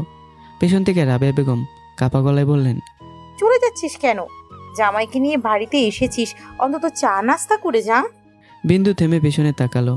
ঠোঁটের কোণে তার ছেলের হাসি ফুটিয়ে বলল, বাহ মিসেস চৌধুরী, আমার স্বামীকে অবশেষে জামাই বলে স্বীকার করছেন। ও সরি, আমি তো ভুলেই গিয়েছিলাম। আমার স্বামী এখন দেশের একজন স্বনামধন্য ব্যবসায়ী, যিনি রীতিমতো রফিক চৌধুরীর মতো ব্যবসায়ীকে ব্যবসার মাঠে নাকানে চুবানি খাইয়েছেন। তাই এখন মেয়ের জামাই পরিচয় দিতে সমস্যা হচ্ছে না। কথাগুলো শুনে আমার চোখ বড় বড় হয়ে গেল। আমি অস্বস্তিতে ঢোক গেলাম। আর রাবেয়া বেগম ও রফিক চৌধুরী লজ্জায় মাথা নিচু করে ফেলল। আমি মনে মনে বললাম, বাপরে বাপ, মেয়েটা তো বাবা মাকেও ছাড়ছে না, আমাকে নিয়ে আবার কি করবে? এই মেয়ে তো রীতিমতো আমাকে তেলে ভাজতে বসেছে। বিন্দু আবারও বলল, আলহামদুলিল্লাহ, আমার বাড়িতে কোনো কিছুর অভাব নেই যে এখানে এসে আমাকে খাবার চাইতে হবে। আপনাদের ঘরের সাদা পানিটাও আজ আমার গলা দিয়ে নামবে না। আর কোনো কথা না বলেই বিন্দু আমাকে নিয়ে বেরিয়ে এলো। রাবেয়া বেগম রফিক চৌধুরী বলার মতো কোনো ভাষা ছিল না। আরও একবার নিস্তব্ধ পাথরের মূর্তির মতো শক্ত হয়েছিল। বাড়ি থেকে বেরোবার পর বিন্দু কিছুক্ষণ চুপচাপ হাঁটলো। তারপর বুক ভরে একটা দীর্ঘশ্বাস ছেড়ে মনে মনে বলল, আজ একটা দায়ভার থেকে মুক্তি হলাম। বাবা মা হয়তো সারা জীবন আমার জন্য কষ্ট করবে, তাদের একটা মেয়ে আছে, কিন্তু সেই মেয়ের পরিচয় তারা আর দিতে পারবে না। আর শিশির, আমার চোখের প্রতিটি অশ্রুর হিসাব তোমাকে একদিন না একদিন দিতেই হবে। এরপর আমরা পৌঁছে গেলাম আমার অফিসে। গাড়ি থেকে নামার পর বিন্দু আমার দিকে তাকিয়ে বলল, একটা বোর্ড মিটিং ডাকো আগামী 30 মিনিটের মধ্যে। আমি মাথা নাড়লাম। তারপর অফিসে ঢুকে ম্যানেজার রাশিদুল ইসলামকে ডেকে বললাম, রাশিদ সাহেব, আগামী 15 মিনিটের মধ্যে সব স্টাফকে নিয়ে একটা বোর্ড মিটিংয়ের ব্যবস্থা করুন। রাশিদুল ইসলাম অবাক হলে কোনো প্রশ্ন করলেন না, দ্রুত মিটিংয়ের প্রস্তুতি শুরু করে দিলেন। কিছুক্ষণের মধ্যেই বোর্ড মিটিং শুরু হলো। কোম্পানির গুরুত্বপূর্ণ কর্মকর্তা, ম্যানেজার এবং অন্যান্য সদস্যরা একে একে সভাকক্ষে এসে নিজেদের আসনে বসলেন। সবার মধ্যে একটা কৌতূহল, হঠাৎ এত জরুরি মিটিং কেন? কিছুক্ষণ পর বিন্দু মাইক্রোফোন হাতে নিয়ে সবার সামনে দাঁড়ালো। হলরুমের আলোয় তার মুখ ছিল শান্ত, কিন্তু চোখে ছিল দৃঢ়তা। সে মাইক্রোফোনের সামনে দাঁড়িয়ে স্পষ্ট কণ্ঠে বলল, হ্যালো এভরিওয়ান, এক মুহূর্ত থেমে চারপাশে তাকিয়ে বিন্দু বলল, আজ থেকে এই কোম্পানির সিও আমি, বিন্দু চৌধুরী। কথাটা শেষ হওয়ার সঙ্গে সঙ্গেই পুরো বোর্ডরুম যেন পাথরে পরিণত হলো। কেউ কথা বলল না, কারো মুখে কোনো শব্দ নেই। সবার চোখ বিস্ময়ে বড় হয়ে গেছে। মনে হচ্ছে কেউ বিশ্বাসই করতে পারছে না তারাই মাত্র কি শুনল। নিস্তব্ধতা এতটাই গভীর যে একে অপরের নিঃশ্বাসের শব্দ পর্যন্ত স্পষ্ট শোনা যাচ্ছিল। আর সেই নীরবতার মাঝখানে বিন্দু স্থির দাঁড়িয়ে রইল, একজন স্ত্রী হিসেবে নয়, আর সে দাঁড়িয়েছে এই বিশাল সাম্রাজ্যের নতুন মালিক হিসেবে। বিন্দুর ঘোষণায় আমি যেন মুহূর্তের জন্য পাথর হয়ে গেলাম। চোখ মুখে বিস্ময়ের ছাপ অথচ নিজেকে সামলে নিয়ে ঠোঁটের কোণে একটুখানি হাসি ফুটিয়ে ফিসফিস করেই বললাম, মিসেস বিন্দু, আমাকে কষ্ট দেওয়ার জন্য, আমাকে জ্বালানোর জন্য তুমি এসব শুরু করেছো, তাই না? কিন্তু তুমি জানো না, এর চেয়েও হাজার গুণ বেশি কষ্ট যন্ত্রণা আমি সহ্য করে এসেছি। একদিন যদি এসব জানতে পারো, তখন বুঝবে এসব আমার জন্য কিছুই না। আজ থেকে তুমি যা করবে আমি মুখ বুজে সহ্য করব। শুধু দেখব তুমি কতদিন আমাকে এভাবে কষ্ট দিতে পারো, কতদিন নিজেকে আমার কাছ থেকে দূরে রাখতে পারো। আমার কথায় বিন্দুর মুখে কোনো পরিবর্তনের দেখা দিল না, বরং তার চোখের গভীরে যেন আরও কঠিন কোনো সিদ্ধান্ত জমাট বাঁধল। এমন সময় ম্যানেজার রাশিদুল ইসলাম আর চুপ থাকতে না পেরে বললেন, ম্যাম, বিষয়টা আসলে আমরা ঠিক বুঝতে পারছি না। আমাদের সিসি স্যার কি কোম্পানি এটা বিক্রি করে দিয়েছেন? এই কোনো কারণে তিনি তার দায়িত্ব ছেড়ে দিচ্ছেন? আর আপনি আসলে কে? প্রশ্নটা শুনেই পুরো স্টাফ মহল কৌতূহল চোখে বিন্দুর দিকে তাকিয়ে রইল। কারো মুখে বিস্ময়, কারো চোখে প্রশ্ন, অন্যদিকে আমার মুখে ফুটে উঠেছে চাপা হাসি। বিন্দু বিষয়টা খেয়াল করতেই ধীরে ধীরে আমার কাছে এগিয়ে এলো। তারপর সবার অগোচরে আমার কানে কানে ফিসফিস করে বলল, আর একবার যদি তোমাকে হাসতে দেখি না, তাহলে এই অফিসের সব স্টাফকে বের করে দিয়ে তোমার ওই দুটো ঠোঁট আমি খামড় দিয়ে ছিঁড়ে ফেলবো। আর ভুলে যেও না, শুধু কোম্পানিটাই নয়, তোমাকেও সব দিক থেকে আমার নামে রেজিস্ট্রি করে নিয়েছি, মনে রেখো। বিন্দুর হুমকি শুনে আমার হাসি আরও বেড়ে গেল, কিন্তু পরক্ষণে আমি কষ্ট করে ঠোঁট চেপে মুখ নিচু করে হাসিটা সামলে নিলাম। বিন্দু এবার সোজা হয়ে দাঁড়িয়ে সবার দিকে তাকিয়ে বলল, ম্যানেজার সাহেব, আপনাদের স্যার কোম্পানি বিক্রি করেননি। আর আমি কে সেটাও জেনে রাখুন। আমি আপনাদের স্যারের সহধর্মিণী মিসেস বিন্দু শিশির। কথাটা শেষ হওয়ার সঙ্গে সঙ্গেই যেন পুরো অফিস বিস্ফোরণ ঘটল। এতক্ষণ যে অফিসে নিস্তব্ধ ছিল, মুহূর্তে সেখানে চাপা গুঞ্জন শুরু হয়ে গেল। একজন নারী কর্মী বিস্ময়ে বলে উঠল, ম্যাম, স্যার কখন বিয়ে করলেন? আমাদের তো কিছুই জানায়নি। আরেকজন সঙ্গে সঙ্গে বলে উঠল, সত্যিই তো ম্যাম, স্যার বিয়ে করলেন আর আমাদের একটা দাওয়াতও দিলেন না। আমরা কি স্যারের বিয়ের দাওয়াত পাওয়ার যোগ্য ছিলাম না? চারপাশে সবাই হাসতে শুরু করলো। আমি মনে মনে বললাম, বাহ মিসেস বিন্দু, এবার জবাব দাও দেখি আমার এতদিনের স্টাফদের সামনে কীভাবে সামলা পরিস্থিতিটা। কিন্তু বিন্দু যেন আমার মনের কথাটাও শুনে ফেললো। ঠোঁটের কোণে রহস্যময় হাসি ফুটিয়ে বলল, তার মানে আপনাদের স্যার এতদিন আপনাদের বলেননি যে তিনি বিবাহিত, তাই তো? আমাদের বিয়ে হয়েছে 5 বছর আগে। বিশ্ববিদ্যালয়ে পড়ার সময় আমাদের প্রেম হয়েছিল, আর তখনই আমরা বিয়ে করি। বিন্দুর কথা শুনে আমার চোখ কপাল উঠে গেল। আমি যেন আচমকে এমন কথাগুলো শুনছি যার জন্য একেবারে প্রস্তুত ছিলাম না। অন্যদিকে পুরো স্টাফ মহলও নিঃশ্বাস আটকে তাকিয়ে আছে। রাইসা অবাক হয়ে বলে উঠল, 5 বছর? ম্যাম, আমি তো প্রায় 1 বছর ধরে স্যারের বিয়ে হিসেবে কাজ করছি, অথচ একবারের জন্য বুঝতে পারিনি যে স্যার বিবাহিত। এত বড় বিষয় গোপন করার কারণ কি? স্যার কি তাহলে বাহিরের কোনো? রাইসার কথা শেষ হওয়ার আগেই আমার বুক ধুক করে উঠল। মনে মনে বলল, এবার তো গেলাম, এই মেয়েটা আমাকে ফাঁসিয়ে দেবে। এমনিতেই মিসেস বিন্দুর শাস্তি দেওয়ার জন্য আমার পেছনে পড়ে গেছে, এর মধ্যে যদি ওর মাথায় অন্য কিছু ঢুকে যায় তাহলে আমার কপালের কী আছে কে জানে। বিন্দু মুচকি এসে রাইসার দিকে তাকিয়ে বলল, হলেও হতে পারে, পুরুষ মানুষের উপর বিশ্বাস রাখার মতো কিছু নেই। যদি কখনো শুনি আমার স্বামীর বাইরে কোনো নারীর সম্পর্ক আছে, তাহলে ঘুমের মধ্যেই তাকে উপরে পাঠানোর টিকিট কেটে দিব। কথাটা শুনে আমার গলা শুকিয়ে গেল। আমি পরপর কয়েকবার ঢোক গিললাম। আর অফিসের সবাই হেসে উঠল। কেউ মুখ চেপে হাসছে, কেউ আবার আর চোখে আমার দিকে তাকাচ্ছে। আমি মনে মনে বিরক্ত হয়ে বললাম, এটা বউ নয়, মনে হচ্ছে বিষধর কালনাগিনী। অফিসে এসে আমার অফিস দখল করেছে, সবার সামনে আমাকে হাসির পাত্র বানিয়ে ছাড়ছে। বিন্দু এবার আবারও গম্ভীর হয়ে বলল, তবে একটা বিষয় পরিষ্কার করে দিচ্ছি, কোম্পানির যে কোনো প্রজেক্ট, নতুন কাজ, পণ্যের গুণগত মান কিংবা গুরুত্বপূর্ণ কোনো সিদ্ধান্ত, সবশেষে সিদ্ধান্ত নেবেন আপনাদের স্যার। তবে তার আগে সব কিছু আমার নজরের মধ্যে দিয়ে যাবে, আমি দেখব, তারপর তিনি চূড়ান্ত সিদ্ধান্ত নেবেন। কথাটা শুনে আমার বুক থেকে যেন একটা ভার নেমে গেল। যাক, অন্তত সম্মানটুকু তাহলে পুরোপুরি মাটিতে মিশতে দেয়নি। যদি বলতো সব সিদ্ধান্ত একাই নেবে, তাহলে আজ আমার মান সম্মানের শেষ চিহ্নটুকুও থাকতো না। এবার আমার পেয়ে রাইসা জিজ্ঞাসা করলো, ম্যাম, তাহলে এখন থেকে আমি কার বিয়ে হিসেবে কাজ করব? শিশির স্যারের নাকি আপনার? বিন্দু এক মুহূর্ত চিন্তা করে বলল, তুমি অন্য কোনো পদে কাজ করবে, শিশিরের আলাদা বিয়ের প্রয়োজন নেই, আমারও নেই। আমরা একে অপরের কাজ ভাগ করে নেব। কথাটা শুনেই আমার মনে হঠাৎ অন্যরকম একটা অনুভূতি হলো। এতক্ষণ আমি শুধু বিন্দুর রাগ, অভিমান, প্রতিশোধই দেখছিলাম, কিন্তু এখন বুঝতে পারলাম বিন্দু শুধু আমার সম্পত্তি কিংবা কোম্পানির উপর অধিকার প্রতিষ্ঠা করেনি, আশেপাশের অন্য কোনো নারীর উপস্থিতিও সহ্য করতে চাইছে না। তারপর কেটে গেল কয়েক ঘন্টা। বিকেল 5টা বাজতেই বিন্দু নিজের জিনিসপত্র গুছিয়ে আমার দিকে তাকিয়ে বলল, আমি বাসায় চলে যাচ্ছি, সেখানে গিয়ে রান্নাবান্না করতে হবে, আর কাজের লোক ঠিক করার কথা বলেছিলাম, মনে আছে? আমি মাথা নেড়ে বললাম, হ্যাঁ, আগামীকাল থেকে 2 জন আসবে। আমার কথা হয়েছে তাদের সঙ্গে, তুমি চিন্তা করো না। ঠিক আছে। বিন্দু দরজার দিকে এগিয়ে গেল। কয়েক পা যাওয়ার পর আবারও থেমে পিছন ফিরে তাকালো। তার চোখের দৃষ্টি এবার কঠিন।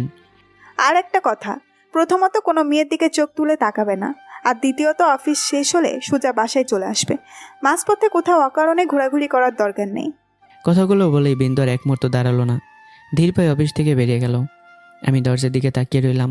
আমার ঠোঁটে তীক্ষ্ণ এক হাসি ফুটে উঠল, কিন্তু সেই হাসির আড়ালে বুকের ভিতর কোথাও যেন দীর্ঘ শ্বাস জমে রইল। বিন্দু, তুমি আমাকে শাস্তি দিচ্ছ, অথচ তোমার প্রতিটি শাসনের আড়ালেও আমি সে আগের বিন্দুকেই দেখতে পাই, যে বিন্দু আমাকে হারানোর ভয়ে একসময় পাগল হয়ে যেত। বিন্দু বাসায় ফেরার এক মুহূর্ত সময় নষ্ট করলো না, নিজের হাতে রান্নাবান্নার কাজে লেগে গেল। সংসারের কাজকর্মের প্রতি তার বরাবরই একটা আলাদা টান ছিল।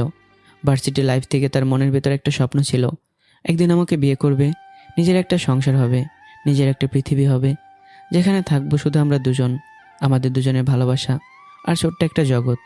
সেই স্বপ্ন পূরণের পথে তাকে কম ঝড় পেরোতে হয়নি। অসংখ্য রাত কেটেছে চোখের জলে, বুকের ভেতর জমেছে অভিমান। তবুও শেষ পর্যন্ত সেই মানুষটাকেই সে নিজের জীবনসঙ্গী হিসেবে পেয়েছে। যদিও ভালোবাসার পথটা এখনও কাঁটায় ভরা, অভিমানে ভরা, তবুও বহুদিনের স্বপ্ন আজ বাস্তব। অন্যদিকে অফিসের কাজকর্ম বুঝে কেবিন থেকে বেরিয়ে আসতেই আমার সামনে এসে দাঁড়ালো রাইসা, মুখে চাপা হাসি, চোখে দুষ্টুমির ঝিলিক। আমি ভুরু কুঁচকে তাকিয়ে বললাম, মিস রাইসা, আপনি এভাবে মুখ চেপে আসছেন কেন? কোনো সমস্যা হয়েছে? রাইসার হাসি সামলাতে পারল না। স্যার ক্ষমা করবেন, কিন্তু আপনাকে দেখতে সত্যি খুব মায়া হচ্ছে।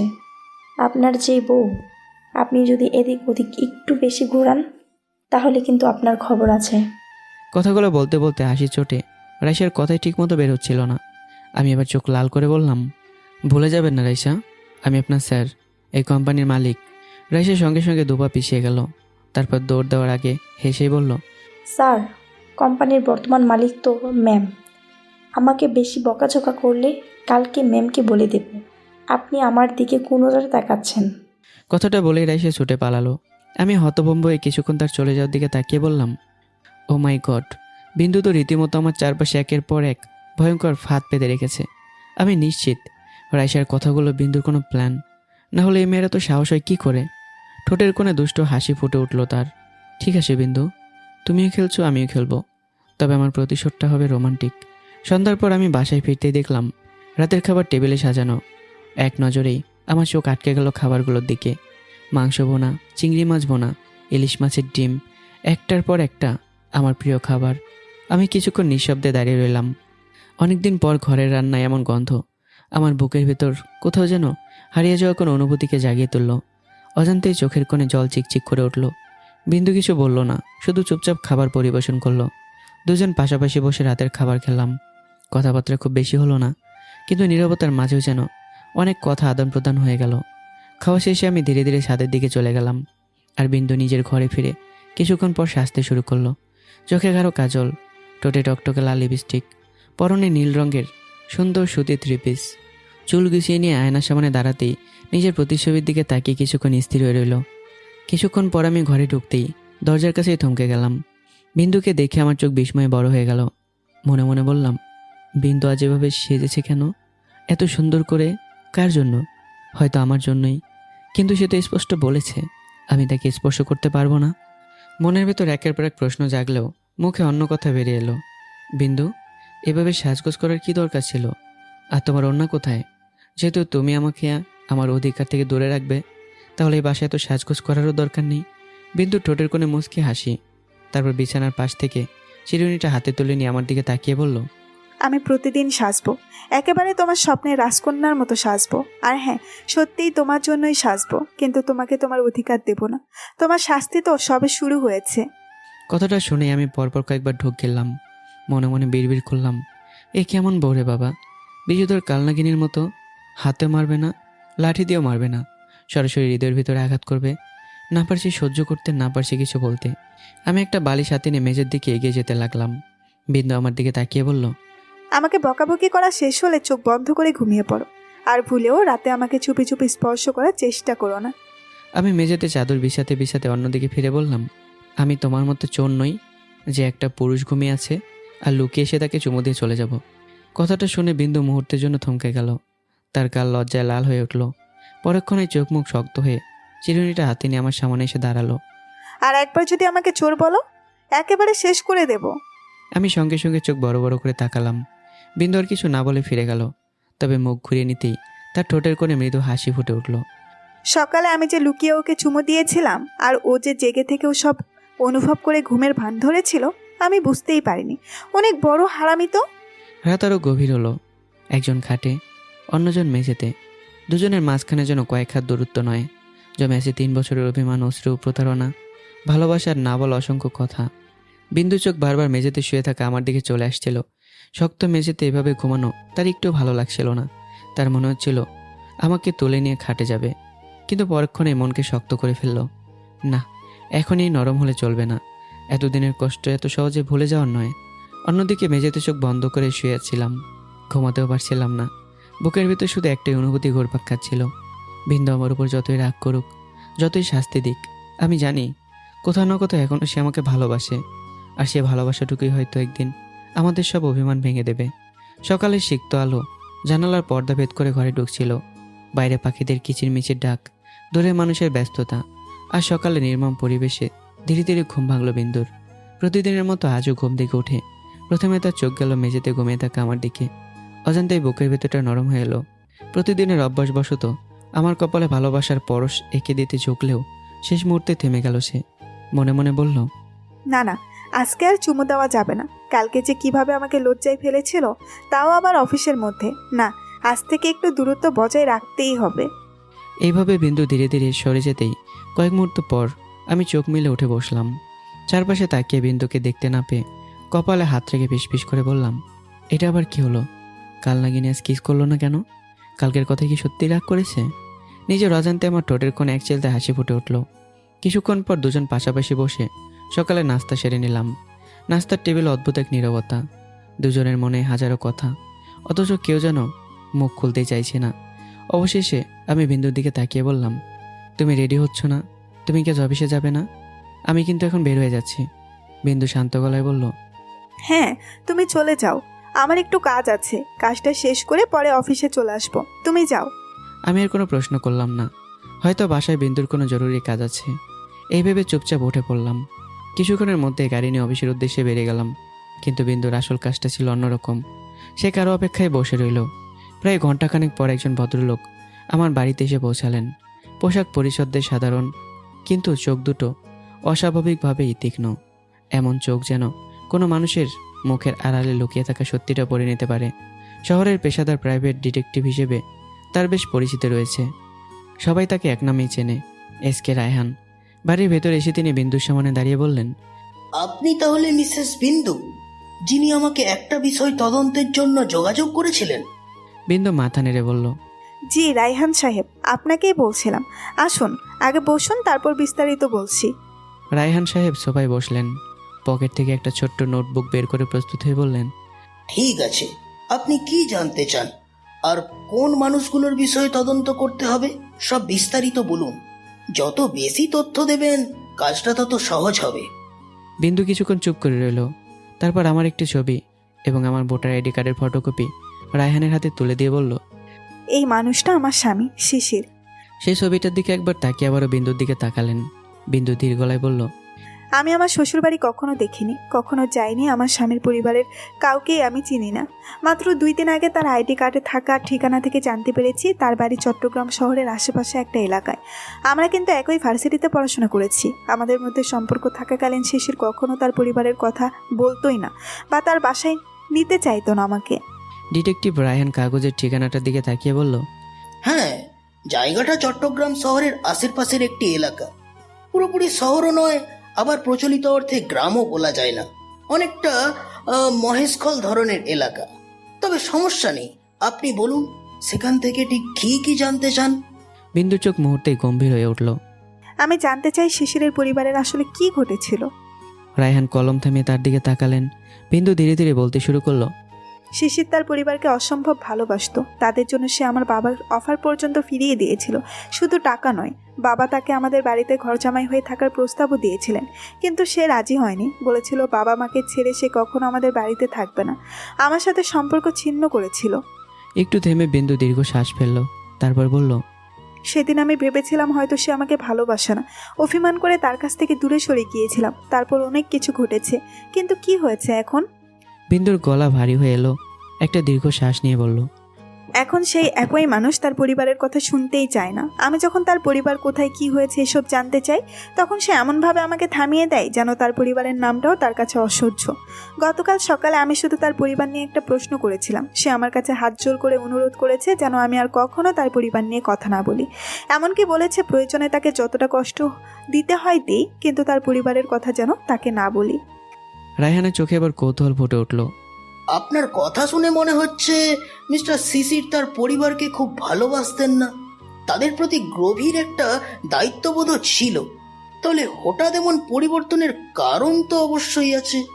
বিন্দু সঙ্গে সঙ্গে বলল, সেটাই তো জানতে চাই রায়হান সাহেব। যে মানুষটা নিজের ভালোবাসার মানুষকে পর্যন্ত পরিবারের জন্য ছেড়ে দিতে পারে, সে হঠাৎ করে কেন নিজের পরিবারের নামটাও শুনতে চায় না? তাদের সঙ্গে কি ঘটেছে? কেন শিশিরের চোখে এত কষ্ট? আমি সব জানতে চাই। রায়হান কিছুক্ষণ নীরবে আমার ছবিটার দিকে তাকিয়ে রইল, তারপর বললেন, আমি আপনার স্বামীর আইডি কার্ডে থাকা ঠিকানা অনুযায়ী সেখানে যাব। খুব গোপনীয়তার সঙ্গে তদন্ত করব। প্রতিবেশী, পরিচিত মানুষ, পুরানো রেকর্ড, সেখান থেকে যতটুকু তথ্য পাওয়া সম্ভব সব সংগ্রহ করার চেষ্টা করব। বিন্দু দীর্ঘ শ্বাস ফেলে বলল। কত সময় লাগবে? রায়হান একটু ইতস্তত করে বলল, আমার হাতে বর্তমানে আরেকটা কাজ আছে, সেটা শেষ করে আপনার কাজ শুরু করতে হবে। আমাকে প্রায় 3 মাস সময় দিতে হবে। বিন্দু এক মুহূর্ত চিন্তা করলো না। ঠিক আছে, 3 মাস সময় দিলাম, কিন্তু একটা কথা মনে রাখবেন, আমি A to Z সব কিছু জানতে চাই। কোনো তথ্য বাদ যাবে না। সত্যটা যত কষ্টেরই হোক আমাকে জানাবেন। বিন্দু টেবিলের উপর 1 লাখ টাকা রেখে দিল। রায়হান টাকার দিকে তাকিয়ে মৃদু হাসলো। টাকা তুলে নিয়ে বললেন, চিন্তা করবেন না, আমি কাজটা পেশাদারভাবেই করব। দুজনের মধ্যে একটা সংক্ষিপ্ত করমর্দন হলো। এরপর রায়হান উঠে দরজার দিকে এগিয়ে গেলেন, কিন্তু দরজা পেরিয়ে বাইরে আসার পরই তার মুখের হাসিটা মিলে গেল। সিঁড়ি দিয়ে নামতে নামতেই তিনি আবার আমার ছবিটা বের করে দেখলেন। তারপর ছবির নিচে লেখা নাম ও ঠিকানার দিকে স্থির দৃষ্টিতে তাকিয়ে রইলেন। তার চোখে আবার পেশাদার কৌতূহলের সঙ্গে অদ্ভুত এক সতর্কতা ফুটে উঠেছে। ধীরে ধীরে তিনি নিজের মনে বললেন, একজন মানুষ যে পরিবারকে এতটা ভালোবাসতো, সে হঠাৎ করে কেন সেই পরিবারের নাম শুনতে চায় না? আর তার স্ত্রী কেন এত কৌতূহল নিয়ে সেই পরিবারের খোঁজ করতে চাইছে? রায়হান ছবিটা আবার ভাঁজ করে পকেটে রেখে দিলেন। তারপর খুব নিচু স্বরে বললেন, এই ঠিকানার পিছনে নিশ্চয়ই এমন কোনো গল্প লুকিয়ে আছে যেটা শিশির পৃথিবীর কাছ থেকে লুকিয়ে রেখেছে। আর যদি সত্যিই সেই গল্প এত ভয়ঙ্কর হয় যে একজন মানুষ নিজের অতীতের নামটাও মুখে আনতে ভয় পায়, তাহলে 3 মাস ধরে এই তদন্তের শেষে শুধু বিন্দুই নয়, আমিও হয়তো এমন একটা সত্যের মুখোমুখি হব যেটা কোনো স্বাভাবিক গল্প নয়। রায়হান ধীরে ধীরে গেট বেরিয়ে চলে গেলেন। আর ঘরের ভিতর দাঁড়িয়ে জানালার ফাঁক দিয়ে তার চলে যাওয়া দেখছিল বিন্দু। তার বুকের ভিতর তখন একটাই প্রশ্ন ঘুরপাক খাচ্ছে, শিশির, তোমার পরিবার তোমার কাছ থেকে ঠিক কি কেড়ে নিয়েছিলেন যে তুমি তাদের নামটুকু আজ সহ্য করতে পারো না? অন্যদিকে অফিসের কেবিনে বসে নিজের কাজে ব্যস্ত ছিলাম। ঠিক তখন একজন সাংবাদিক আমার সঙ্গে সাক্ষাৎকার নেওয়ার জন্য এসে পৌঁছালো। আমি তাকে ভেতরে আসতে বলে কফির অর্ডার দিলাম। কিছুক্ষণের মধ্যে কফি এসে গেল। সাংবাদিকের নাম মাহি, তরুণী, আত্মবিশ্বাসী এবং পেশাগতভাবে বেশ তীক্ষ্ণ। কফির কাপ হাতে নিয়ে মাহি প্রশ্ন শুরু করলো, আচ্ছা মিস্টার শিশির, আপনি কোন পরিবার থেকে বিলং করেন? মানে আপনার পারিবারিক ব্যাকগ্রাউন্ড সম্পর্কে আমাদের কিছু জানতে পারি? প্রশ্নটা শুনতেই আমার মুখের হাসি মিলে গেল। কয়েক সেকেন্ড নীরব থেকে শান্ত কিন্তু দৃঢ় গলায় বললাম, প্লিজ মিস মাহি, আপনি একজন জার্নালিস্ট, আর সেই কারণে আপনাকে সম্মান করে আমি ইন্টারভিউ দিচ্ছি। কিন্তু একটা বিষয় মনে রাখবেন, আমি একজন ইতিম, লাওয়ারিশ মানুষ। আমার পারিবারিক বিষয় নিয়ে কোনো প্রশ্ন করবেন না। এই অংশটা আমি প্রকাশ্যে আনতে চাই না। মাহি আর চাপ দিল না। বিষয় পরিবর্তন করে ব্যবসা, সফলতা, ব্যক্তিগত জীবন, ভবিষ্যৎ পরিকল্পনা, এমনকি আমার বৈবাহিক জীবন নিয়েও একের পর এক প্রশ্ন করতে লাগলো। আমি যতটা সম্ভব স্বাভাবিকভাবেই উত্তর দিচ্ছিলাম। ঠিক তখনই কেবিনের দরজা খুলে ভেতরে ঢুকলো বিন্দু। দরজার কাছে পা রাখতেই তার চোখ আটকে গেল দৃশ্যটার উপর। আমার সামনে একটা অপরিচিত তরুণী বসে আছে। দুজনের সামনে কফির কাপ আর আমি হাসি মুখে তার সঙ্গে কথা বলছি। বিন্দু মুহূর্তেই থেমে গেল। চোখের দৃষ্টি ধীরে ধীরে কঠিন হয়ে উঠল। মুখে কোনো কথা নেই, কিন্তু চোখ দুটো যেন আগুন ছড়াচ্ছে। মনে মনে বলল, ও, আমি মাত্র 2 ঘন্টা অফিসে আসতে দেরি করেছি, আর সেই সুযোগ মিস্টার শিশির অন্য মেয়ের সঙ্গে বসে আড্ডা দিচ্ছে। আজকে তোমার খবর আছে। আমি ঠিক তখনই বিন্দুকে দেখতে পেলাম।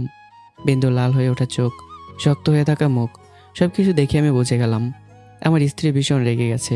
শুধু রাগ নয়, তার চোখে স্পষ্ট ঈর্ষাও। আমার ঠোঁটের কোণে মৃদু হাসি ফুটে উঠল। যে নিশ্চয় করে বিন্দুকে একটু খোঁচা দিতে সাংবাদিক মাহির দিকে তাকিয়ে বললাম, মিস মাহি, আমার ইন্টারভিউ তো অনেক নিয়েছেন, এবার আপনার কথা বলুন। আপনি ম্যারিড নাকি আনম্যারিড? আর এই জার্নালিস্ট জীবন কেমন যাচ্ছে? মাহি অবাক হয়ে মুচকে হাসলো। বাহ মিস্টার শিশির, এর আগে আমি অনেকের ইন্টারভিউ নিয়েছি, কিন্তু কেউ কখনো আমার ব্যাপারে জানতে চায়নি। আপনি দেখছি উল্টো আমারই ইন্টারভিউ নেওয়া শুরু করছেন। I am Impress. বিন্দু গলা খাকারি দিয়ে জোরে দুবার কেসে উঠল। মাহির দৃষ্টি এবার বিন্দুর দিকে গেল। সে কিছুটা অবাক হয়ে বলল, মিস্টার শিশির, উনিকে? আমি তো আপনার ইন্টারভিউ নিয়েছি, এটা আপনার অফিস, সবাই জানে। উনি অনুমতি না নিয়ে ঢুকে পড়লেন। বিন্দু আর এক মুহূর্ত চুপ থাকলো না। দুহাত বুকের সামনে ভাঁজ করে দীর্ঘ গলায় বলল, আমি মিস্টার শিশিরের ওয়াইফ, আর আশা করি একজন স্বামীর কেবিনে ঢোকার জন্য তার স্ত্রীর অনুমতির প্রয়োজন হয় না। মায়ের চোখ বড় বড় হয়ে গেল।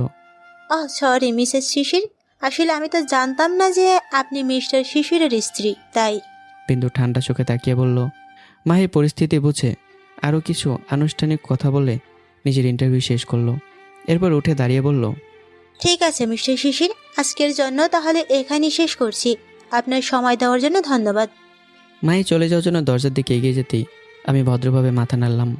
দরজা বন্ধ হওয়ার সঙ্গে সঙ্গেই কেবিনের পরিবেশ বদলে গেল। বিন্দু ধীরে ধীরে আমার সামনে এসে দাঁড়ালো। পর মুহূর্তে আমার কলার ধরে দাঁতে দাঁত চেপে বলল, আমি অফিসে আসতে মাত্র 2 ঘন্টা দেরি করেছি, আর সেই সুযোগে তুমি অন্য মেয়ে নিয়ে বসে হাসাহাসি কথা বলছো। বাহ, তোমরা পুরুষরা পারোও বটে। ঘরে বউ রেখে বাইরে অন্য মেয়েদের সঙ্গে আড্ডা দিতে এতটুকুও লজ্জা করে না? আমি প্রথমে কিছুক্ষণ তার দিকে তাকিয়ে রইলাম। তারপর মৃদু হেসে বিন্দুর হাতটা নিজের কলার থেকে সরিয়ে দিলাম। ওয়েট ওয়েট মিসেস বিন্দু, ঘরে বউ রেখে আমি বাইরে মেয়েদের সঙ্গে, এই কথাটা যদি আমাকে বলে থাকো, তাহলে একটা কথা বলবো, কথাটা তোমার মুখে একদম মানায় না। বিন্দুর চোখ আরও লাল হয়ে উঠল। কি বলতে চাও তুমি শিশির? আমার মেজাজ গরম করো না। তুমি খুব ভালো করেই জানো আমি রেগে গেলে কি করতে পারি। আমি এবার হেসে বললাম, wow my beautiful lovely wife, তুমি রেগে গেলে জানো তোমাকে কি পরিমাণ হট লাগে? তখন আমার মাথা কাজ করা বন্ধ করে দেয়। মনে চায় কথাটা শুনে বিন্দুর মুখ মুহূর্তে লজ্জায় লাল হয়ে গেল। কিন্তু মায়ের সঙ্গে আমাকে আসতে দেখে যে রাগটা জমেছে, সেটা এত সহজে গলল না। সে মুখ ফিরিয়ে বলল, আমাকে ইমোশনাল করে কাবু করার চেষ্টা করো না। একটু আগে আমি এখানে ছিলাম না, সেই সময় ওই মেয়েকে নিয়ে এত হাসাহাসি করছিলে কেন? আর আমার মুখে কথাগুলো মানায় না, সেটাই বা কেন বললে? আমি এবার কিছুক্ষণ চুপ করে রইলাম। তারপর বললাম, আচ্ছা বিন্দু, আগে আমার একটা প্রশ্নের উত্তর দাও। তুমি তো ফুচকা খুব পছন্দ করো, তাই না? কোথাও ফুচকা দেখলে নিজেকে আটকে রাখতে পারো না, এটা ঠিক? বিন্দু ভুরু কুচকে তাকিয়ে বলল, অলওয়েজ। ফুচকা আমার পছন্দ, ফুচকা দেখলে আমি নিজেকে কন্ট্রোল করতে পারি না। আমার ঠোঁটে এবার দুষ্ট হাসি ফুটে উঠল। আমি ধীরে ধীরে বিন্দুর কাছে এগিয়ে গিয়ে তার কোমর জড়িয়ে একটানে নিজের বুকের কাছে নিলাম। বিন্দু আচমকা এমনটা হবে ভাবতে পারিনি। তার চোখ বিস্ময়ে বড় হয়ে গেল। আমি তার চোখের দিকে তাকিয়ে নরম গলায় বললাম, তাহলে বলো, এই মানুষটা যদি আমার সবচেয়ে প্রিয় হয়, আমার ভালোবাসার মানুষ হয়, জীবনে হয়তো আমি একটা ভুল করেছি, কিন্তু এত সুন্দর একজন মানুষ যখন আমার সামনে স্ত্রী হয়ে সেজে গুজে থাকে, তখন বলো তো আমি কিভাবে নিজেকে কন্ট্রোল করি? বিন্দু যেন কথাটার জন্য একেবারে প্রস্তুত ছিল না। কয়েক মুহূর্ত নির্বাক হয়ে আমার চোখের দিকে তাকিয়ে রইল। আমি আবারও ধীরে ধীরে বললাম, তুমি ভাবছো আমি তোমার বাবার কাছ থেকে শুধু টাকার জন্য টাকা নিয়েছিলাম? না বিন্দু, আমি জানতাম আজ না হয় কাল তুমি আমার জীবনে ফিরে আসবে। তখন তোমাকে নিয়ে আমি কি করব? তোমাকে কিভাবে রাখবো, কি খাওয়াবো, তোমার জন্য কি ভবিষ্যৎ তৈরি করব? এসব কিছু মাথায় রেখে আমি সিদ্ধান্ত নিয়েছিলাম। আমার কণ্ঠ ধীরে ধীরে ভারী হয়ে এলো। হয়তো আমার সিদ্ধান্তটা ভুল ছিল, হয়তো তোমার চোখে আমি অপরাধী, কিন্তু একটা কথা বিশ্বাস করো বিন্দু, তোমাকে ছেড়ে দেওয়ার সিদ্ধান্তের পেছনে তোমাকে ভালো না বাসার কোনো কারণ ছিল না। কথাগুলো শুনে বিন্দুর চোখের কঠোরতা ধীরে ধীরে নরম হয়ে এলো। তবুও তার বুকের ভিতরে অভিমান পুরোপুরি গলেনি, কারণ সে জানে আমার কথার আড়ালে এখনও এমন এক সত্য লুকিয়ে আছে যেগুলোর উত্তর সে একদিন না একদিন অবশ্যই খুঁজে বের করবে। কথাগুলো শুনে কয়েক মুহূর্তের জন্য বিন্দু সমস্ত অভিমান যেন নরম হয়ে এলো। আমার বুকের কাছে দাঁড়িয়ে থাকা অবস্থায় তার চোখের কোণে জমে উঠল অশ্রু, কিন্তু পরক্ষণে নিজেকে শক্ত করে নিল সে। এক ঝটকায় আমাকে দূরে সরিয়ে দিয়ে গর্জে উঠল। এসব কথা বলে আমাকে ইমোশনাল করে আবার আমার ভেতরে ভালোবাসা জাগিয়ে তুলতে পারবে না শিশির। সেদিন তুমি চলে গিয়েছিলে, একবারও কি তোমার ইচ্ছে হয়নি পেছন ফিরে তাকাতে? জানো আমি কি অবস্থানে ছিলাম? কথাগুলো বলতে বলতেই বিন্দুর কণ্ঠ কেঁপে উঠল, চোখ বেয়ে টপ টপ করে পানি গড়িয়ে পড়তে লাগলো। আমি পাগল হয়ে গেছিলাম শিশির। টানা 2 বছর নিজেকে ঘরের মধ্যে বন্দি করে রেখেছিলাম। তারপর মা বাবার মুখের দিকে তাকিয়ে আবার বাবার ব্যবসায় যোগ দিয়েছিলাম। নিজেকে ব্যস্ত রাখার চেষ্টা করেছি, নিজেকে বোঝানোর চেষ্টা করেছি যে তোমাকে ছাড়াও আমি বাঁচতে পারবো। কিন্তু জানো, এমন কোনো মুহূর্ত ছিল না, এমন কোনো দিন ছিল না যেদিন তোমাকে খুঁজিনি, এমন একটা রাতও যায়নি যেদিন তোমার কথা মনে পড়ে আমি কাঁদিনি। আমি নির্বাক হয়ে দাঁড়িয়ে রইলাম। বিন্দুর প্রতিটি শব্দ যেন আমার বুকের ভেতর এক একটা আঘাত হয়ে বিচ্ছিল। বিদেশে কাটানো 3টি বছর, তারপর বিন্দুর বাবার কাছ থেকে টাকা নেওয়ার পর আরও 2 থেকে আড়াই বছর দূরে থাকা, সব মিলে 5 বছরের বেশি সময়। এতগুলো বছর বিন্দু কিভাবে কাটিয়েছে তার কল্পনা করতে পারিনি। আমার চোখের কোনো জল জমে উঠল। নরম গলায় বললাম, তোমার মনে আমার ভালোবাসা জাগাবো কেন বিন্দু? তুমি তো আমাকে ভালোবাসো, সেটা তোমার চোখ প্রতিনিয়ত আমাকে বলে দেয়। পৃথিবীর কেউ বুঝুক আর না বুঝুক, আমি তোমার চোখের ভাষা বুঝি। বিন্দু হঠাৎ অট্টহাসিতে ফেটে পড়ল। হাসির আড়ালেও তার চোখে তখন অশ্রু চিকচিক করছে। সে সরাসরি আমার চোখের দিকে তাকিয়ে বলল, হ্যাঁ আমি তোমাকে ভালোবাসি, তোমার জন্য জীবন দিতে হলে দ্বিতীয়বার ভাববো না। কিন্তু তুমি আর আমার বাবা মিলে আমাকে যে কষ্ট দিয়েছো, সেই কষ্টের গভীরতা তোমাদের দুজনকে অনুভব করাতে না পারা পর্যন্ত আমার মন শান্ত হবে না। কথাটা বলেই বিন্দু আমাকে আরেকবার ধাক্কা দিয়ে কেবিন থেকে বেরিয়ে গেল। সোজা অফিসের বিশেষ ওয়াশরুমে ঢুকে মুখে পানি দিল। আয়নার সামনে স্থির হয়ে দাঁড়িয়ে নিজের প্রতিচ্ছবির দিকে তাকিয়ে রইল। চোখের পানি মুছে নিজেকে শক্ত করার চেষ্টা করলো সে। অন্যদিকে আমি কেবিনে একা দাঁড়িয়ে নিজের মনে বললাম, বিন্দু, তুমি নিজেকে যতই কঠোর প্রমাণ করার চেষ্টা করো না কেন, তোমার ভেতরে সেই মানুষটা প্রতিনিয়ত আমার জন্যই কাঁদছে। তুমি মুখে স্বীকার না করলেও আমি সেটা জানি, আর খুব শীঘ্রই তোমাকে সেটা প্রমাণ করে দেখাবো। সন্ধ্যার দিকে অফিস ছুটি হলো। গাড়ি তোঠার পর দুজনে পাশাপাশি বসে রইলাম, অথচ কেউ কারো দিকে তাকালাম না। দিনের সমস্ত অভিমান যেন গাড়ির নীরবতার মধ্যেই জমেছিল। কিছুক্ষণ পর বিন্দু খেয়াল করলো গাড়ি তাদের বাড়ির দিকে যাচ্ছে না, বরং সম্পূর্ণ অন্য পথে এগিয়ে যাচ্ছে।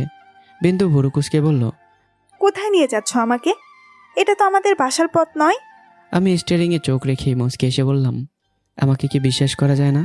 নাকি মনে হচ্ছে তোমাকে মেরে ফেলার জন্য কোথাও নিয়ে যাচ্ছি? বিন্দু কিছুক্ষণ চুপ করে থেকে হালকা এসে বলল, তুমি যদি বিষ দাও আমি হাসি মুখে সেই বিষ খেয়ে নেব, একবারও প্রশ্ন করব না। এতটা বিশ্বাস করি তোমাকে শিশির, এতটা ভালোবাসি। কিন্তু তুমি তো ভালোবাসার মানে বোঝোই না। শেষ কথাটা আমার হাসিটা মুহূর্তেই থামিয়ে দিল। আর কিছু বললাম না। কয়েক সেকেন্ড নীরব থাকার পর শান্ত গলায় বললাম, তোমার এভাবে চলাফেরা আমার একদম পছন্দ হচ্ছে না, তাই শপিং করতে যাচ্ছি। তোমার জন্য বোরখা হিজাব কিনবো। এখন থেকে অফিসে গেলে, বাইরে গেলে, যেখানে জয়গুলো পড়ে যাবে। বিন্দু চমকে আমার দিকে তাকালো। আমার কণ্ঠে ছিল স্বামীর অধিকার, শাসন আর নিজের মানুষটাকে আগলে রাখার এক অদ্ভুত আকাঙ্ক্ষা। বিষয়টা বিন্দুর মনের কোথাও যেন অদৃশ্যভাবে ছুঁয়ে গেল, কিন্তু কিছু বলল না।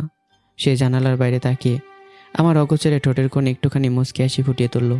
কিছুক্ষণ পর গাড়ি এসে থামলো একটা বড় শপিং মলের সামনে। দুজন ভেতরে ঢুকে বিন্দুর জন্য কয়েক সেট বোরখা, হিজাব এবং আরও কিছু প্রয়োজনীয় জিনিসপত্র কিনলাম।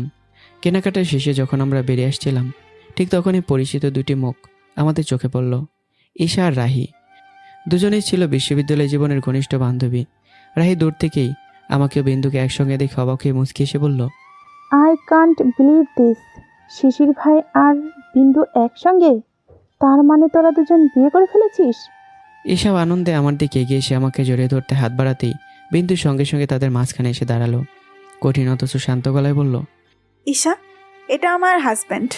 ওকে টাচ করা, হাক করা এসব শুধু আমার অধিকার, অন্য কারো নয়। ঈশা কিছুক্ষণ বিন্দুর দিকে তাকিয়ে থেকে এসে ফেলল। I can't believe this. বিন্দু, তুই এখনো আগের মতোই রয়ে গেছিস? ভার্সিটি লাইফেও তুই শিশির ভাইয়াকে কাউকে টাচ করতে দিতি না, সব মেয়ের কাছ থেকে ওকে দূরে রাখতিস। বিয়ের পরেও দেখছি তোর স্বভাব একটুও বদলায়নি। ঈশা ঠিক বলছে। বিন্দু, তুই একবারেও বদলাসনি, একটু না।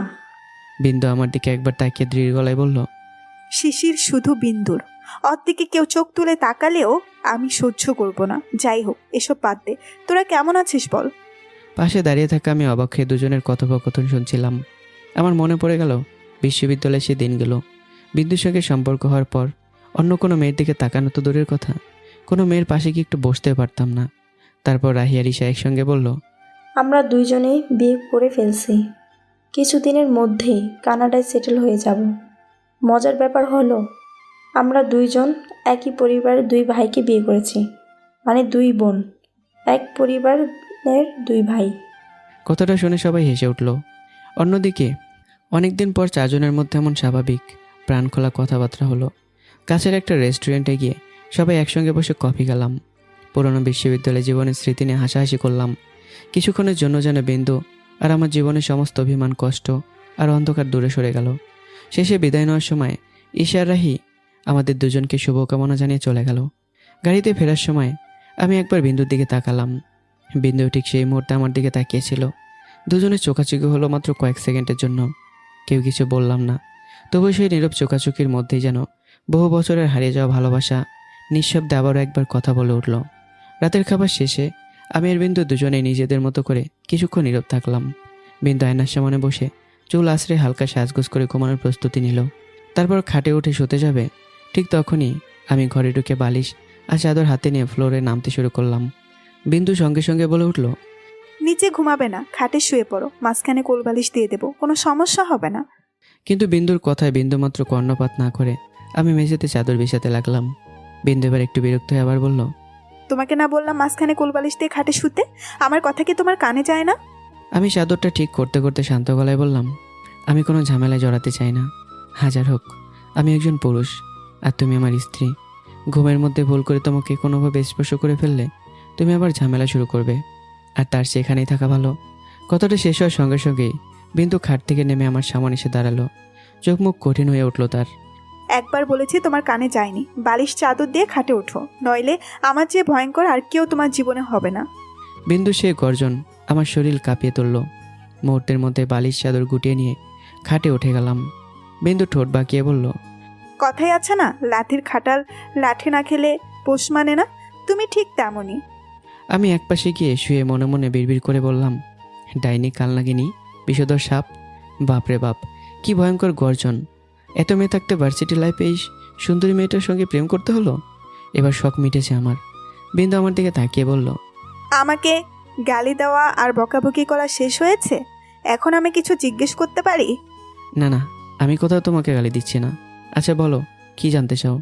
বিন্দু কিছুক্ষণ নীরব থেকে দীর্ঘ শ্বাস ফেললো, তারপর ধীরে ধীরে বলল, ভার্সিটি লাইফে তোমাকে কতবার পরিবারের কথা জিজ্ঞেস করেছি, তুমি কখনো কিছু বলতে না।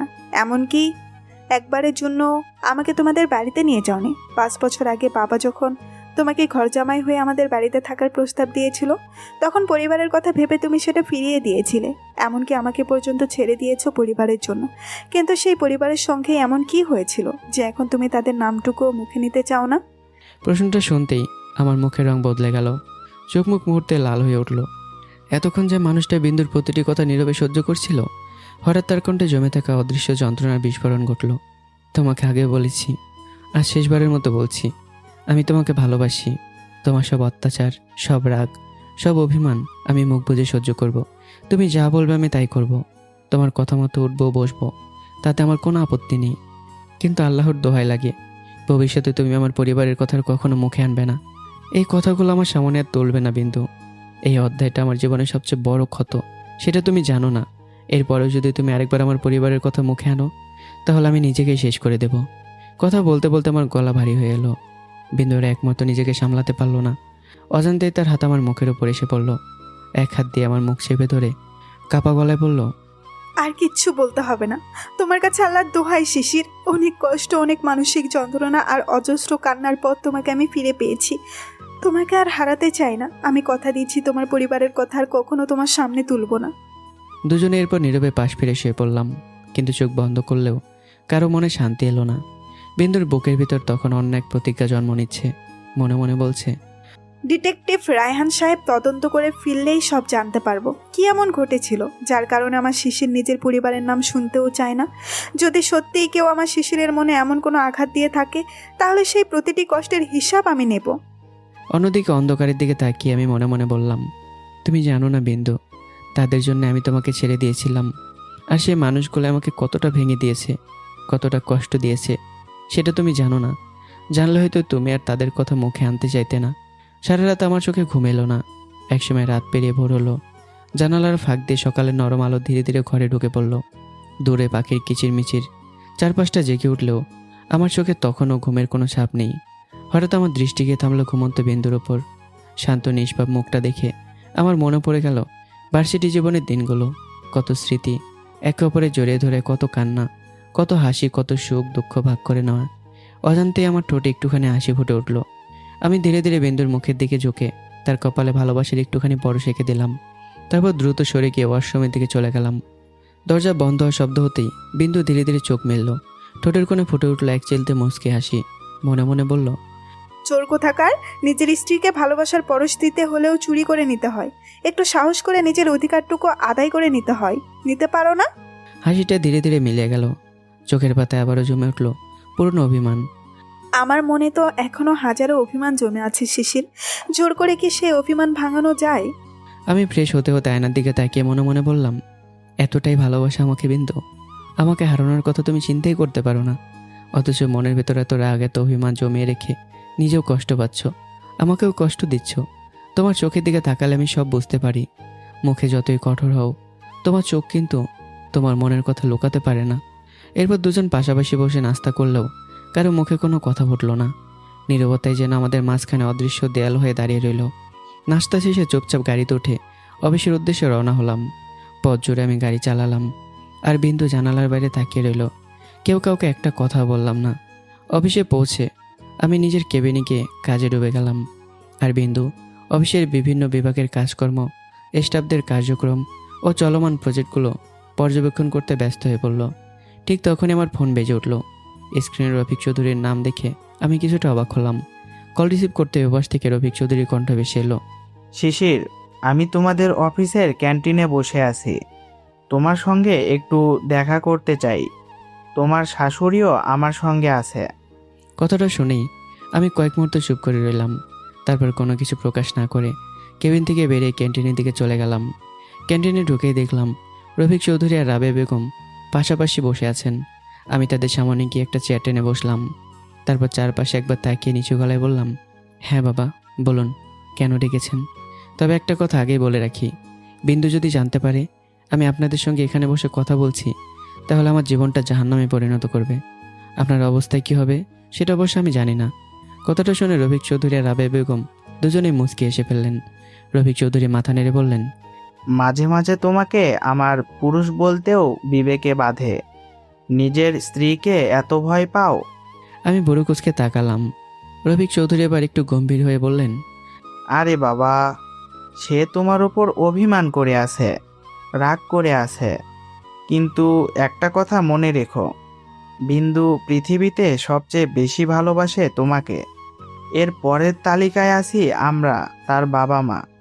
তুমি তার স্বামী। নিজের অধিকার আদায় করে নাও। স্ত্রীর চোখে চোখ রেখে কথা বলবে। ভয় পেয়ে মাথা নিচু করে থাকবে না। আমি কিছুক্ষণ নীরবে রফিক চৌধুরীর দিকে তাকিয়ে রইলাম। তারপর ঠোঁটের কোণে তিক্ত হাসি ফুটিয়ে বললাম, আপনার মুখে এসব কথা মানায় না বাবা। আপনার মেয়ে যখন সবার সামনে দাঁড়িয়ে আপনার সঙ্গে গর্জন করে কথা বলছিল, তখন তো আপনার মুখ দিয়ে একটা কথা বের হয়নি। তখন কোথায় ছিল আপনার এমন সাহসী উপদেশ? আর এখন আমাকে বড় বড় কথা শোনাচ্ছেন। কথাটা শুনে রাবেয়া বেগম মুখ টিপে মুচকে মুচকে হাসতে লাগলেন। রফিক চৌধুরী একটু অপ্রস্তুত হয়ে বললেন, ওটা আমার মেয়ে, তাকে আমি ভালোবাসি। সন্তানের রাগ অভিমান এসব বাবা হিসেবে মেনে নিতে হয়। তাই বলে কি আমি তাকে ভালোবাসবো না? আমিও তোর স্বামী, আমি ওকে নিজের জীবনের চেয়ে বেশি ভালোবাসি। তাই ওর রাগ অভিমান এমনকি ওর দেওয়া কষ্টগুলো আমি চুপচাপ হজম করছি। কথাটা বলে কিছুক্ষণ থামলাম। তারপর রফিক চৌধুরীর চোখের দিকে তাকিয়ে বললাম, আপনি যেভাবে বাবা হিসেবে আপনার মেয়ের রাগ অভিমান হজম করেছেন, আমি ঠিক সেভাবে একজন স্বামী হিসেবে আমার স্ত্রীর রাগ অভিমান হজম করছি। পার্থক্য শুধু একটাই, আপনি বাবার ভালোবাসা থেকে ওকে ক্ষমা করেছেন, আর আমি স্বামীর ভালোবাসা থেকে ওর প্রতিটি আঘাত বুকে ধারণ করছি। কথাগুলো শুনে রফিক চৌধুরীর মুখের হাসি মুহূর্তে মিলে গেল। রাবেয়া বেগমও নিঃশব্দ হয়ে গেলেন। দুজনে একে অপরের দিকে তাকালেন, কিন্তু বলার মতো কোনো কথা খুঁজে পেলেন না। কারণ তারা বুঝতে পারলেন আমি ভয় পাচ্ছি ঠিকই, কিন্তু সেই ভয়ের চেয়েও অনেক বড় আমার ভালোবাসা। আর বিন্দুর প্রতিটি আঘাত আমি সহ্য করছি দুর্বল হয়ে নয়, বরং ভালোবাসার মানুষটিকে হারানোর ভয়েই। রফিক চৌধুরী একটা দীর্ঘ শ্বাস ফেলে দীর্ঘ গলায় বললেন, দেখো শিশির, আমরা এখানে একে অপরের দোষ অপরাধ খুঁজে বের করতে আসিনি। সেদিন আমি কেন এসব করেছিলাম সেটা আমি যতই ব্যাখ্যা করি হয়তো তুমি বুঝবে না, বিন্দুও বুঝবে না। তবে একটা কথা মনে রেখো, যেদিন তোমরা নিজেরা বাবা মা হবে সেদিন হয়তো বুঝতে পারবে মাঝে মাঝে সন্তানের ভালোর কথা চিন্তা করে বাবা মাকে স্বার্থপর হতে হয়। কথাগুলো আমার হৃদয়ের গভীরে গিয়ে আঘাত করলো। মনে হলো কেউ যেন আমার বুকের উপর ভারী হাতুড়ি দিয়ে আঘাত করছে। মুখে কোনো পরিবর্তন নাই না, মনে মনে বললাম, আপনাদের স্বার্থপরতা ছিল মেয়ের সুখের কথা ভেবে, কিন্তু আমার মা বাবা স্বার্থপর হয়েছিল নিজেদের সুখের কথা ভেবে। আপনাদের স্বার্থপরতার সঙ্গে আমার জীবনে সে অধ্যায়ের কোনো তুলনাই হয় না। কিছুক্ষণ নীরব থাকার পর আমি রফিক চৌধুরীর দিকে তাকিয়ে বললাম, যাই হোক, এসব বাদ দিন। আমাকে কেন ডেকেছেন, কি বলতে চান সেটা বলুন। রফিক চৌধুরীর সঙ্গে সঙ্গে পাশে বসা রাবেয়া বেগমের দিকে তাকিয়ে মৃদু হাসলেন। তারপর বললেন, ওটা আমি বলতে পারবো না। প্লিজ বিন্দুর মা, তুমি বলো শিশিরকে। মেয়ের জামাই সামনে কথাটা বলতে রাবেয়া বেগম কিছুটা অস্বস্তিতে পড়লেন, তবু একটা দীর্ঘ শ্বাস ফেলে বললেন, তুমি তো জানো শিশির বিন্দু আমাদের একমাত্র মেয়ে। কিছু কারণে মেয়েটা এখন বাবার উপর ভীষণ রাগ করে আছে, আমাদের সঙ্গে সব সম্পর্ক ছিন্ন করেছে, যোগাযোগও বন্ধ করে দিয়েছে। মা, আমি সেটা জানি, কিন্তু বিন্দু এখন আমার উপর ভীষণ রাগ করে আছে। আমার কোনো কথা সে গুরুত্ব দেবে না, আপনাদের সঙ্গে যোগাযোগ করবে না, এটাও আমি জানি। সেটা আমি জানি বাবা, কিন্তু আমি বলতে চাচ্ছিলাম তোমাদের যদি একটা সন্তান হতো তাহলে নাতিকে দেখার অজুহাতে হলেও আমরা তোমাদের বাড়িতে আসতে পারতাম, নাতিকেও দেখা হতো আর সেই সঙ্গে আমাদের মেয়েটাকেও একটু চোখের সামনে দেখতে পারতাম। কথাটা শুনে আমি একটু লজ্জায় পড়ে গেলাম। মুহূর্তের জন্য মুখ নিচু করে রইলাম। তারপর নিজেকে সামলে নিয়ে বললাম, মা, আপনার মেয়ে সিদ্ধান্ত নিয়েছে আমাকে তার ভালোবাসা থেকে দূরে রেখে তিলে তিলে কষ্ট দেবে। যেই কষ্টগুলো সে পেয়েছে সেগুলোর হিসাব সুদে আসলে আমার কাছ থেকে নেবে। তাই আপাতত আপনারা নাতির আশা না করাই ভালো। আমার কথা শেষ না হতেই রফিক চৌধুরী বলে উঠলেন, এজন্যই তো তোমাকে বলছি, নিজের অধিকার আদায় করে নাও। স্ত্রীকে এত ভয় পেলে চলবে? তার সামনে বুক সোজা করে দাঁড়াও। কথাটা শুনে আমি অবাক চোখে শ্বশুরের দিকে তাকালাম। মনে মনে বললাম, এই কেমন শ্বশুর শাশুড়ি পেলাম আমি? মেয়ে তো একেবারে আগুন হয়ে আছে, আর শ্বশুর শাশুড়ি আমাকে মেয়েকে সাহায্য করার পরামর্শ দিচ্ছে। এরা দুজন কি সত্যিই পাগল হয়ে গেছে? রাবেয়া বেগম এবার স্বামীর কথায় সায় দিয়ে বললেন, শিশির, তোমার শ্বশুর ঠিকই বলেছে, বিন্দুকে একটু টাইট দিতে হবে, না হলে দিন দিন মেয়েটা তোমার মাথায় উঠে বসবে। আমার মনে হলো সত্যিই যেন আমার মাথার উপর আকাশ ভেঙে পড়েছে। অবাক হয়ে দুজনের দিকে তাকিয়ে বললাম, কি বলছেন আপনারা? নিজেরাই নিজের মেয়েকে টাইট দিতে বলছেন? আজব মা বাবা তো আপনারা। ঠিক সেই মুহূর্তে পেছন থেকে বেশি হলো এক কঠিন গর্জনময় কণ্ঠ। ওনারা এখানে কেন এসেছে শিশির?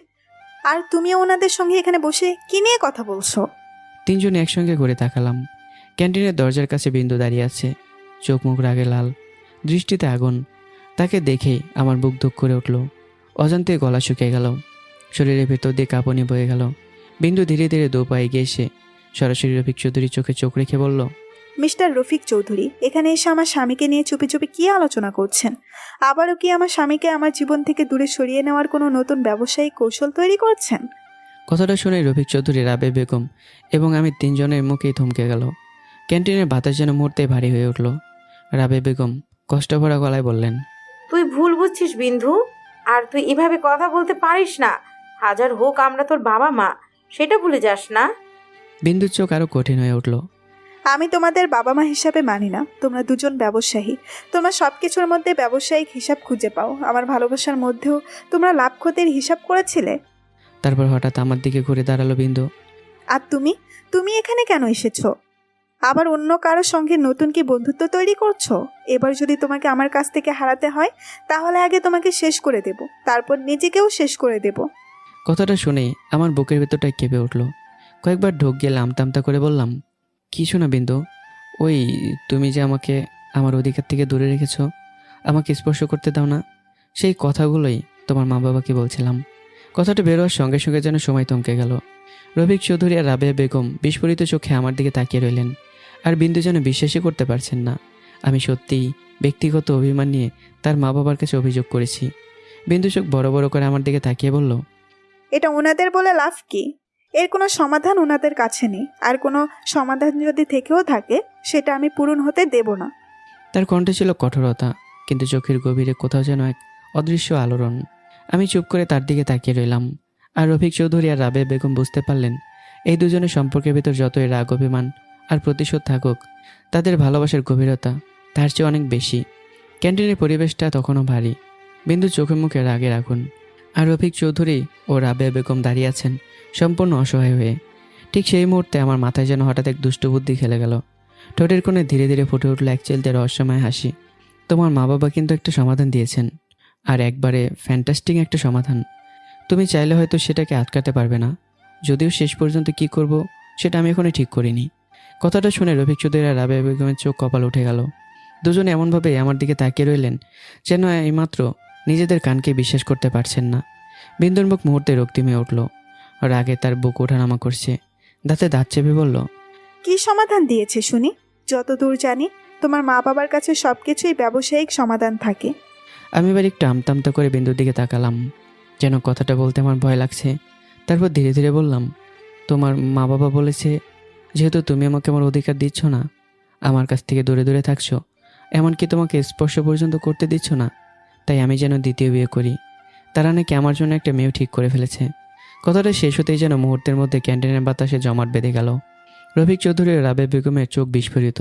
তাদের মুখের দিকে তাকালে মনে হয় আমার কথার আঘাতে দুজনে বাকরুদ্ধ হয়ে পড়েছেন। আর বিন্দু তার রাগ যেন এক লোহময় আকাশ ছুঁয়ে ফেলল। পুরো শরীর থরথর করে কাঁপছে, চোখ দুটো রাগে লাল হয়ে উঠেছে, অথচ সেই চোখের দৃষ্টিতে আগুনের সঙ্গে মিশে আছে গভীর এক অধিকার বোধ। রফিক চৌধুরী ফিসফিস করে রাবেয়া বেগমকে বললেন, বিন্দুর মা, এই ছেলে তো রীতিমতো আমাদের ফাঁসিয়ে দিয়েছে। এখন আমাদের মেয়েটা যে বিষধর সাপের মতো ফনা তুলে দাঁড়াবে সেটা বুঝতেই পারছি। কথাটা বিন্দুর কানে যেতে সে গর্জে উঠল, এত বড় সাহস আপনাদের! আমি বেঁচে থাকতে আমার স্বামীকে দ্বিতীয় বিয়ের পরামর্শ দেন? রফিক চৌধুরী ও রাবেয়া বেগম কাচুমাচু হয়ে দাঁড়িয়ে রইলেন। বিন্দু ধীরে ধীরে তাদের সামনে গিয়ে দাঁড়ালো, চোখে চোখ রেখে কঠিন গলায় বলল, আমি বেঁচে থাকতে আমার স্বামীকে দ্বিতীয় বিয়ে অসম্ভব। মিস্টার চৌধুরী, আপনাদের এত বড় সাহস হলো কিভাবে যে আমার স্বামীকে দ্বিতীয় বিয়ের মতন একটা পরামর্শ দিলেন? আপনাদের আমি কি করব সত্যিই জানি না, শুধু মা বাবা বলে আজ ছেড়ে দিচ্ছি। এরপর আচমকায় বিন্দু ঘুরে আমার সামনে এসে দাঁড়ালো, এক ঝটকে আমার কলার চেপে ধরে বলল, মিস্টার শিশির, তুমি আমার হাজব্যান্ড, তুমি শুধু আমার। তোমার সঙ্গে মরতে হলেও আমি তোমার সঙ্গেই মরব। আল্লাহ আর মৃত্যু ছাড়া পৃথিবীর কোনো শক্তি তোমাকে আমার কাছ থেকে আলাদা করতে পারবে না। বিন্দুর কথাগুলো শুনে আমার বুকের ভেতরটা অদ্ভুত এক আনন্দে ভরে উঠল। মনে হলো এতদিনের সমস্ত অভিমান, সমস্ত কষ্টের মাঝেও আমি যেন আজ জীবনের সবচেয়ে মূল্যবান সত্যটুকু শুনে ফেলেছি। আমি মনে মনে বললাম, একজন পুরুষের জীবনে যদি এমন একজন ভালোবাসার মানুষ থাকে, একজন স্ত্রী থাকে, তাহলে পৃথিবীর সব সৌন্দর্য, সব অর্থ সম্পদ, সব ক্ষমতা তার কাছে তুচ্ছ। কারণ ভালোবাসার কাছে সত্যিই পৃথিবীর কোনো সম্পদের মূল্য নেই। রফিক চৌধুরী আর রাবেয়া বেগম তখনও বিস্ময়ে তার মেয়ের দিকে তাকিয়ে আছেন। বিন্দু আমার হাত শক্ত করে ধরে আমাকে টেনে নিয়ে যেতে শুরু করলো। দরজার কাছে পৌঁছাবার পিছন ফিরে তাকিয়ে বলল, আর একটা কথা মনে রাখবেন মিস্টার চৌধুরী, ভবিষ্যতে আপনাদের সন্তান হলে আপনার দুজন আমার স্বামী আর আমাদের সন্তান দুজনের কাছে থেকেই 1000 মাইল দূরে থাকবেন। কথাটা বলে আর এক মুহূর্ত দাঁড়ালো না বিন্দু। আমার হাত ধরে আমাকে নিয়ে ক্যান্টিন থেকে বেরিয়ে গেল। হাঁটতে হাঁটতে আমি মনে মনে মুচকে আসলাম আর বললাম, শ্বশুর শাশুড়ি, আমাকে ক্ষমা করে দিন। নিজের স্ত্রীকে নিজের কাছে ফিরে আনার জন্য আপনাদেরকে একটু ফাঁসিয়ে দিতে হলো। মনে হচ্ছে আমার প্ল্যানটা সফল হতে চলেছে। বিন্দু অবশ্য তখনও রাগে ফুঁসছে। সে জানতো না যার হাত ধরে সে এতক্ষণ ধরে নিজের অধিকার ঘোষণা করছে, সেই মানুষটাই আড়ালে বসে তার অভিমান ভাঙার সবচেয়ে বড় চালটা চালিয়ে ফেলেছে। বিন্দু চলে আসার পর ক্যান্টিনে কিছুক্ষণ নীরবতা নেমে রইল। রফিক চৌধুরী আর রাবেয়া বেগম একেবারের দিকে তাকালেন। দুজনের চোখে একই প্রশ্ন। শেষ পর্যন্ত রাবেয়া বেগম দীর্ঘ শ্বাস ফেলে বললেন, এটা কি হলো বিন্দুর বাবা? শিশির তো রীতিমতো আমাদের ফাঁসিয়ে দিল। আমরা মেয়ের সঙ্গে সম্পর্কটা একটু শক্ত করতে এসেছিলাম, অথচ সম্পর্ক জোড়া লাগানোর বদলে মনে হচ্ছে আরো তলিয়ে গেলাম। রফিক চৌধুরী কিছুক্ষণ মাথা নিচু করে রইলেন। তারপর ঠোঁটের কোণে এক অদ্ভুত হাসি ফুটিয়ে ধীর স্বরে বললেন, শিশির এক ঢিলে 2 পাখি মেরেছে। বিন্দুর মা, এখন তুমি বুঝতে পারছো না, সময় হলে ঠিক বুঝতে পারবে। রাবেয়া বেগম অবাক হয়ে তার স্বামীর দিকে তাকিয়ে রইলেন। আর দূরে ক্যান্টিনের দরজার ওপারে আমি আর বিন্দু চলে যাচ্ছি, বুক বড় অভিমান নিয়ে। অথচ অজান্তেই নিজের ভালোবাসার মানুষটাকে আরও শক্ত করে আঁকড়ে ধরে গাড়িটা ধীরে ধীরে বাড়ির দিকে এগিয়ে চলছিল। অথচ গাড়ির ভেতরে যেন অদৃশ্য কোনো ঝড় ভারী হয়ে আসছে। কারো মুখে কোনো কথা নেই। বিন্দু জানালার বাইরে তাকিয়ে বসে আছে। রাগে অভিমানে তার শরীর থরথর করে কাঁপছে। চোখের কোণে জমে থাকা অশ্রু বারবার গড়িয়ে পড়ছে, কিন্তু প্রতিবারই সে মুখ ফিরিয়ে লুকিয়ে ফেলেছে। আমি যেন তার কান্না দেখতে না পাই। বাড়িতে ফেরার পরও বিন্দু আমার সঙ্গে একটা কথা বলল না। নীরবে রাতের খাবার খেলো, তারপর নিজের ঘরে গিয়ে দরজা বন্ধ করে দীর্ঘক্ষণ বসে রইল। চোখের পানি যেন কোনোভাবে থামতে চাইছিল না। অথচ আমার সামনে সে নিজেকে শক্ত রাখার আপ্রাণ চেষ্টা করে গেল। প্রতিদিনের মতো রাতের খাবার শেষ করে আমি ছাদে চলে গেলাম। আর বিন্দু ধীরে ধীরে আলমারি খুলে বের করলো একটি লাল শাড়ি। শাড়িটা পরলো যত্ন করে, গলায় গহনা, হাতে চুড়ি, চোখে গাঢ় কাজল, আঁটুরে টকটকে লাল লিপস্টিক। আয়নার সামনে দাঁড়িয়ে নিজে কেমনভাবে সাজিয়ে তুললো, যেন সে আবারও সেই বহু প্রতীক্ষিত রাতের নতুন বউ। কিন্তু নিজের প্রতিবিম্বের দিকে তাকাতেই বুকের ভিতর হু হু করে উঠল। কিছুক্ষণ পর আমি ঘরে ঢুকতেই বিন্দুর সাজ দেখে থমকে গেলাম। বিস্ময়ে কয়েক মুহূর্ত আমার মুখে কোনো কথা এলো না। তারপর নিজেকে সামলে নিয়ে বললাম, কি হলো বিন্দু, এভাবে নতুন বউয়ের মতো সেজেছো কেন? তোমাকে তো এভাবে কখনো সাজতে দেখিনি। বিন্দু কোনো উত্তর দিল না।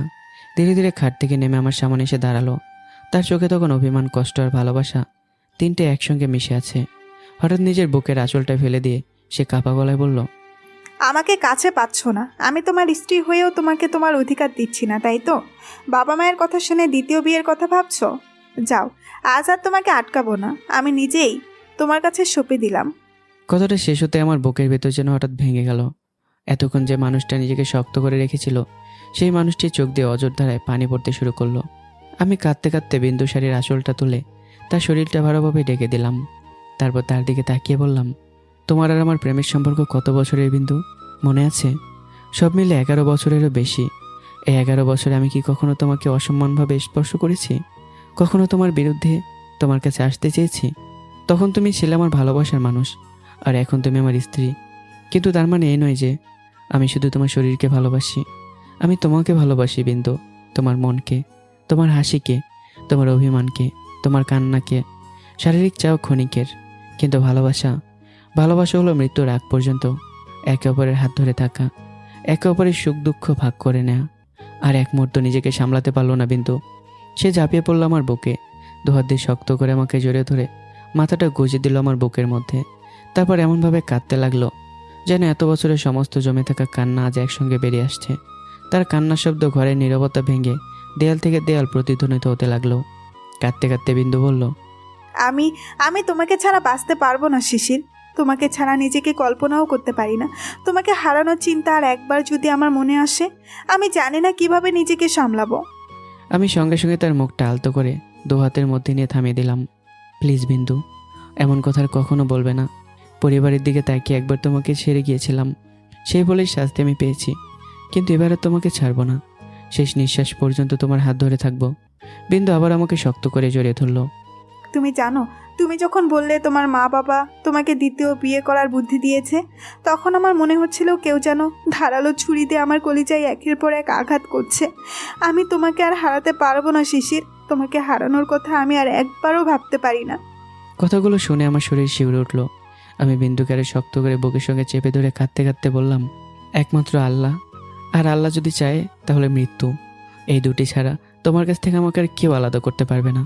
একবার তোমাকে ছেড়ে যাওয়ার জন্য আমাকে ক্ষমা করে দাও বিন্দু, প্লিজ আমাকে ক্ষমা করে দাও। বিন্দুর সঙ্গে সঙ্গে আমার মুখের ওপর হাত রেখে দিল। এভাবে ক্ষমা চেও না শিশির। তোমার মুখে এসব শুনলে আমার হৃদয়ে আরও বেশি আঘাত লাগে। আমি কখনো সত্যি সত্যি তোমার সঙ্গে রাগ করে থাকতে পারি না। এতদিন যা ছিল সেটা রাগ নয়, আমার অভিমান। কিন্তু তুমি চাইলেই তো জোর করে আমার সেই অভিমান ভাঙাতে পারতে। আমার কাছে এসে তোমার ভালোবাসা দিয়ে তোমার অধিকার আদায় করতে পারতে। তুমি নিলে না কেন শিশির? আমি দু হাতে বিন্দুর মুখটা আলতো করে ধরে তার চোখের দিকে তাকালাম। সেদিন তুমি কি বলেছিলে মনে আছে? বলেছিলে তোমার শরীরে যেখানে আমি স্পর্শ করব, সেখানে তুমি ছুরি দিয়ে কেটে ক্ষতবিক্ষত করে ফেলবে। আমি ভয় পেয়েছিলাম বিন্দু, তোমার কাছে আসার চেয়ে বেশি ভয় পেয়েছিলাম আমার জন্য যদি তুমি নিজেকে আঘাত করে বসো। তোমার শরীরে একটা আঘাত লাগলেও আমার নিঃশ্বাস বন্ধ হয়ে আসতো। তোমাকে কষ্ট দিয়ে নিজের কোনো অধিকার আদায় করার শক্তি আমার ছিল না। বিন্দু চোখ বেয়ে আবারও কয়েক ফোঁটা অশ্রু গড়িয়ে পড়ল। ধীরে ধীরে বলল, সেদিন খুব অভিমান আর রাগ থেকে তোমাকে ওই কথাগুলো বলেছিলাম। আমাকে ক্ষমা করে দিও শিশির। আমি তোমাকে তোমার অধিকার থেকে বঞ্চিত করেছি। কিন্তু একটা কথা বলো তো, আমি যদি তোমার উপর অভিমান না করি, তোমার উপর রাগ না করি, তাহলে কার উপর করব? আমার ঠোঁটের কোণে ধীরে ধীরে হাসি ফুটে উঠল। হ্যাঁ, তুমি আমার উপর অভিমানই করবে, আমার উপর রাগ করবে, আর আমি সেই অভিমান ভাঙাবো। প্রয়োজনে সারা জীবন তোমার পেছনে ঘুরে ঘুরে তোমার অভিমান ভাঙাতে হলেও ভাঙাবো। কথাটা শুনে বিন্দু আর নিজেকে ধরে রাখতে পারলো না। হাসতে হাসতে আমার বুকে মাথা রাখলো। আমি হেসে উঠলাম। একসময় দুজনে অট্টহাসিতে ফেটে পড়লাম। সেই হাসিতে কোনো কষ্ট ছিল না, ছিল না কোনো অভিমান, ছিল না রাগ, ছিল না দূরত্ব, শুধু ছিল 11 বছরের ভালোবাসার উষ্ণতা। যে ভালোবাসা এত ঝড়, এত বিচ্ছেদ, এত ভুল বোঝাবুঝির পরেও আমাদের দুজনকে আবারও একই ছাদের নিচে, একই হৃদয়ের কাছে এনে দাঁড় করিয়েছে। সেদিন দুজনের ভালোবাসায় নীরব ঘরটাও যেন সাক্ষী হয়ে রইল। ভালোবাসার মানুষ দুজন যতই দূরে সরে যাক, সত্যিকারের ভালোবাসা তাদের পথ ভুলতে দেয় না। কোনো এক অদৃশ্য টানে শেষ পর্যন্ত তাদের আবারও একে অপরের কাছে ফিরিয়ে আনে। সেদিনের কোনো বাধা ছিল না, ছিল না কোনো দূরত্ব। এতদিনের অভিমান, রাগ আর না বলা কথাগুলো যেন ভালোবাসার উষ্ণতায় ধীরে ধীরে গলে গিয়েছিল। বিন্দু আর আমি দুজনেই নিজেদের সমস্ত ভালোবাসা দিয়ে একে অপরকে আপন করে নিয়েছিলাম। স্পর্শে স্পর্শে ভরিয়ে দিয়েছিলাম তাকে। আর বিন্দুও নিজের ভালোবাসায় সব কিছু উজাড় করে দিয়েছিল, নিজের ভালোবাসায় সঁপে দিয়েছিল। সকালের কোমল আলো জানালার ফাঁক গলে ঘরে এসে পড়তেই বিন্দুর ঘুম ভাঙল। সে তখন আমার বুকে মাথা রেখেই গভীর প্রশান্তিতে শুয়ে আছে। ধীরে ধীরে মাথাটা তুলে আমার মুখের দিকে তাকালো বিন্দু। কয়েক মুহূর্ত নিঃশব্দে তাকিয়ে থাকার পর তার ঠোঁটের কোণে ফুটে উঠল মায়াময় এক হাসি। মনে মনে বলল, আমার ভালোবাসার মানুষ, আমার শিশির, আমার জীবনের শিশির। আজ আমি সত্যিই পরিপূর্ণ। এতদিনে অভিমান শেষে আজ আমি আমার স্বামীর ভালোবাসাকে সম্পূর্ণভাবে আপন করে নিয়েছি, বুঝিয়ে নিয়েছি তার অধিকার। ভালোবাসি তোমাকে আমার শিশির, ভীষণ ভালোবাসি। কথাগুলো মনে মনে বলেই আবার আমাকে শক্ত করে জড়িয়ে ধরল বিন্দু। তারপর কপালে আলতো করে রেখে দিল ভালোবাসার এক পরশ। কিছুক্ষণ পর নিজের কাপড়গুলো গুছিয়ে একটা চাদর নিজের শরীরের সাথে ভালো করে মুড়িয়ে নিয়ে আলমারি থেকে একটা 3 পিস বের করলো। শরীরের চারপাশে চাদরটা ভালোভাবে জড়িয়ে নিয়ে নিঃশব্দে ওয়াশরুমের দিকে চলে গেল। ফ্রেশ হয়ে নিচে নেমে রান্নাঘরে ঢুকলো বিন্দু। এদিকে কিছুক্ষণ পর আমার ঘুম ভাঙলো। পাশে হাত বাড়িয়ে বিন্দুকে না পেয়ে এক মুহূর্তে থমকে গেলাম। তারপর নিজের চারপাশে চাদরটা ভালোভাবে জড়িয়ে দ্রুত ওয়াশরুমে গিয়ে ফ্রেশ হয়ে নিচে নেমে এলাম। নিচে এসে দেখলাম বিন্দু নাস্তা সাজাচ্ছে। আমি চেয়ারে গিয়ে বসতেই বিন্দু আমার সামনে এসে প্লেটে গিয়ে দিল। নাস্তা দেওয়া শেষ হওয়ার আগেই আমি হঠাৎ বিন্দুর এক হাত ধরে আলতো করে নিজের কাছে টেনে কোলে বসিয়ে নিলাম। বিন্দু বিস্মিত চোখে আমার দিকে তাকিয়ে রইল। চুপচাপ বসো, আজ অনেকদিন পর আমার বিন্দুকে, আমার শিশিরের বিন্দুকে নিজের হাতে নাস্তা খাওয়াবো। বিন্দু আর কিছু বলল না, নীরবে আমার কোলে বসে রইল।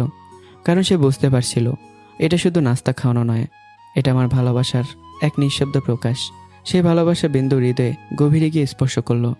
বিন্দু এক হাত দিয়ে আমাকে গলা জড়িয়ে ধরলো, তারপর কপাল আলতো করে ভালোবাসার পরশ রেখে দিল। আমি এক হাতে বিন্দুকে নাস্তা খাওয়াতে লাগলাম, আর অন্য হাতে বিন্দু যত্ন করে আমাকে দিতে লাগলো। দুজনের চোখে তখন ছিল এমন এক প্রশান্তি, যার কাছে এতদিনের অভিমান আর দূরত্ব যেন একেবারে তুচ্ছ। নাস্তা শেষ করে দুজনে অফিসের উদ্দেশ্যে রওনা হলাম। গাড়ির ভেতর কোনো বড় কথা হচ্ছিল না, অথচ নীরবতার মধ্যে যেন হাজারটা কথা বিনিময় হয়ে যাচ্ছিল। দুজনের হৃদয়ে তখন অফুরন্ত ভালোবাসার ঢেউ। হঠাৎ বিন্দুর মোবাইল বেজে উঠল। স্ক্রিনের দিকে তাকাতেই তার চোখ থেমে গেল নামটার উপর, ডিটেকটিভ SK রায়হান। এক মুহূর্তের জন্য বিন্দুর মুখের হাসি মিলিয়ে গেল। সে জানতো ফোনের ওপাশের মানুষটি আমার অতীত নিয়ে তদন্ত করছে, আর সেই বিষয়টি আমার সামনে কোনোভাবে প্রকাশ করতে চায় না সে। তাই সঙ্গে সঙ্গে ফোন রিসিভ না করে সেটি সাইলেন্ট করে দিল। তারপর চুপচাপ মোবাইলটা হাতে এনে জানালার বাইরে তাকিয়ে রইল। মনের ভেতর শুধু একটা প্রশ্ন ঘুরপাক খেতে লাগলো, আর সেই উত্তর জানার অপেক্ষাতেই বিন্দুর অজান্তেই তার মুঠো শক্ত হয়ে এলো। কি হবে ওপাশের উত্তর? কি নতুন তথ্য বেরিয়ে আসবে? বিন্দু কি সব কিছু জেনে যাবে? এরপর কি শুরু হবে আবারও নতুন কোনো ভুল বোঝাবুঝি, নতুন কোনো প্রতিশোধের খেলা? তো দেখা যাক কি হয়। তো বাকিটা জানতে হলে এর পরের পর্বের জন্য অপেক্ষা করতে হবে। ইনশাল্লাহ এর পর্বেই A to Z সম্পূর্ণ গল্প একসাথে দেওয়া হবে। তো গল্পটা কেমন হচ্ছে জানাতে ভুলবেন না। দেখা হচ্ছে আবারও। আল্লাহ হাফেজ।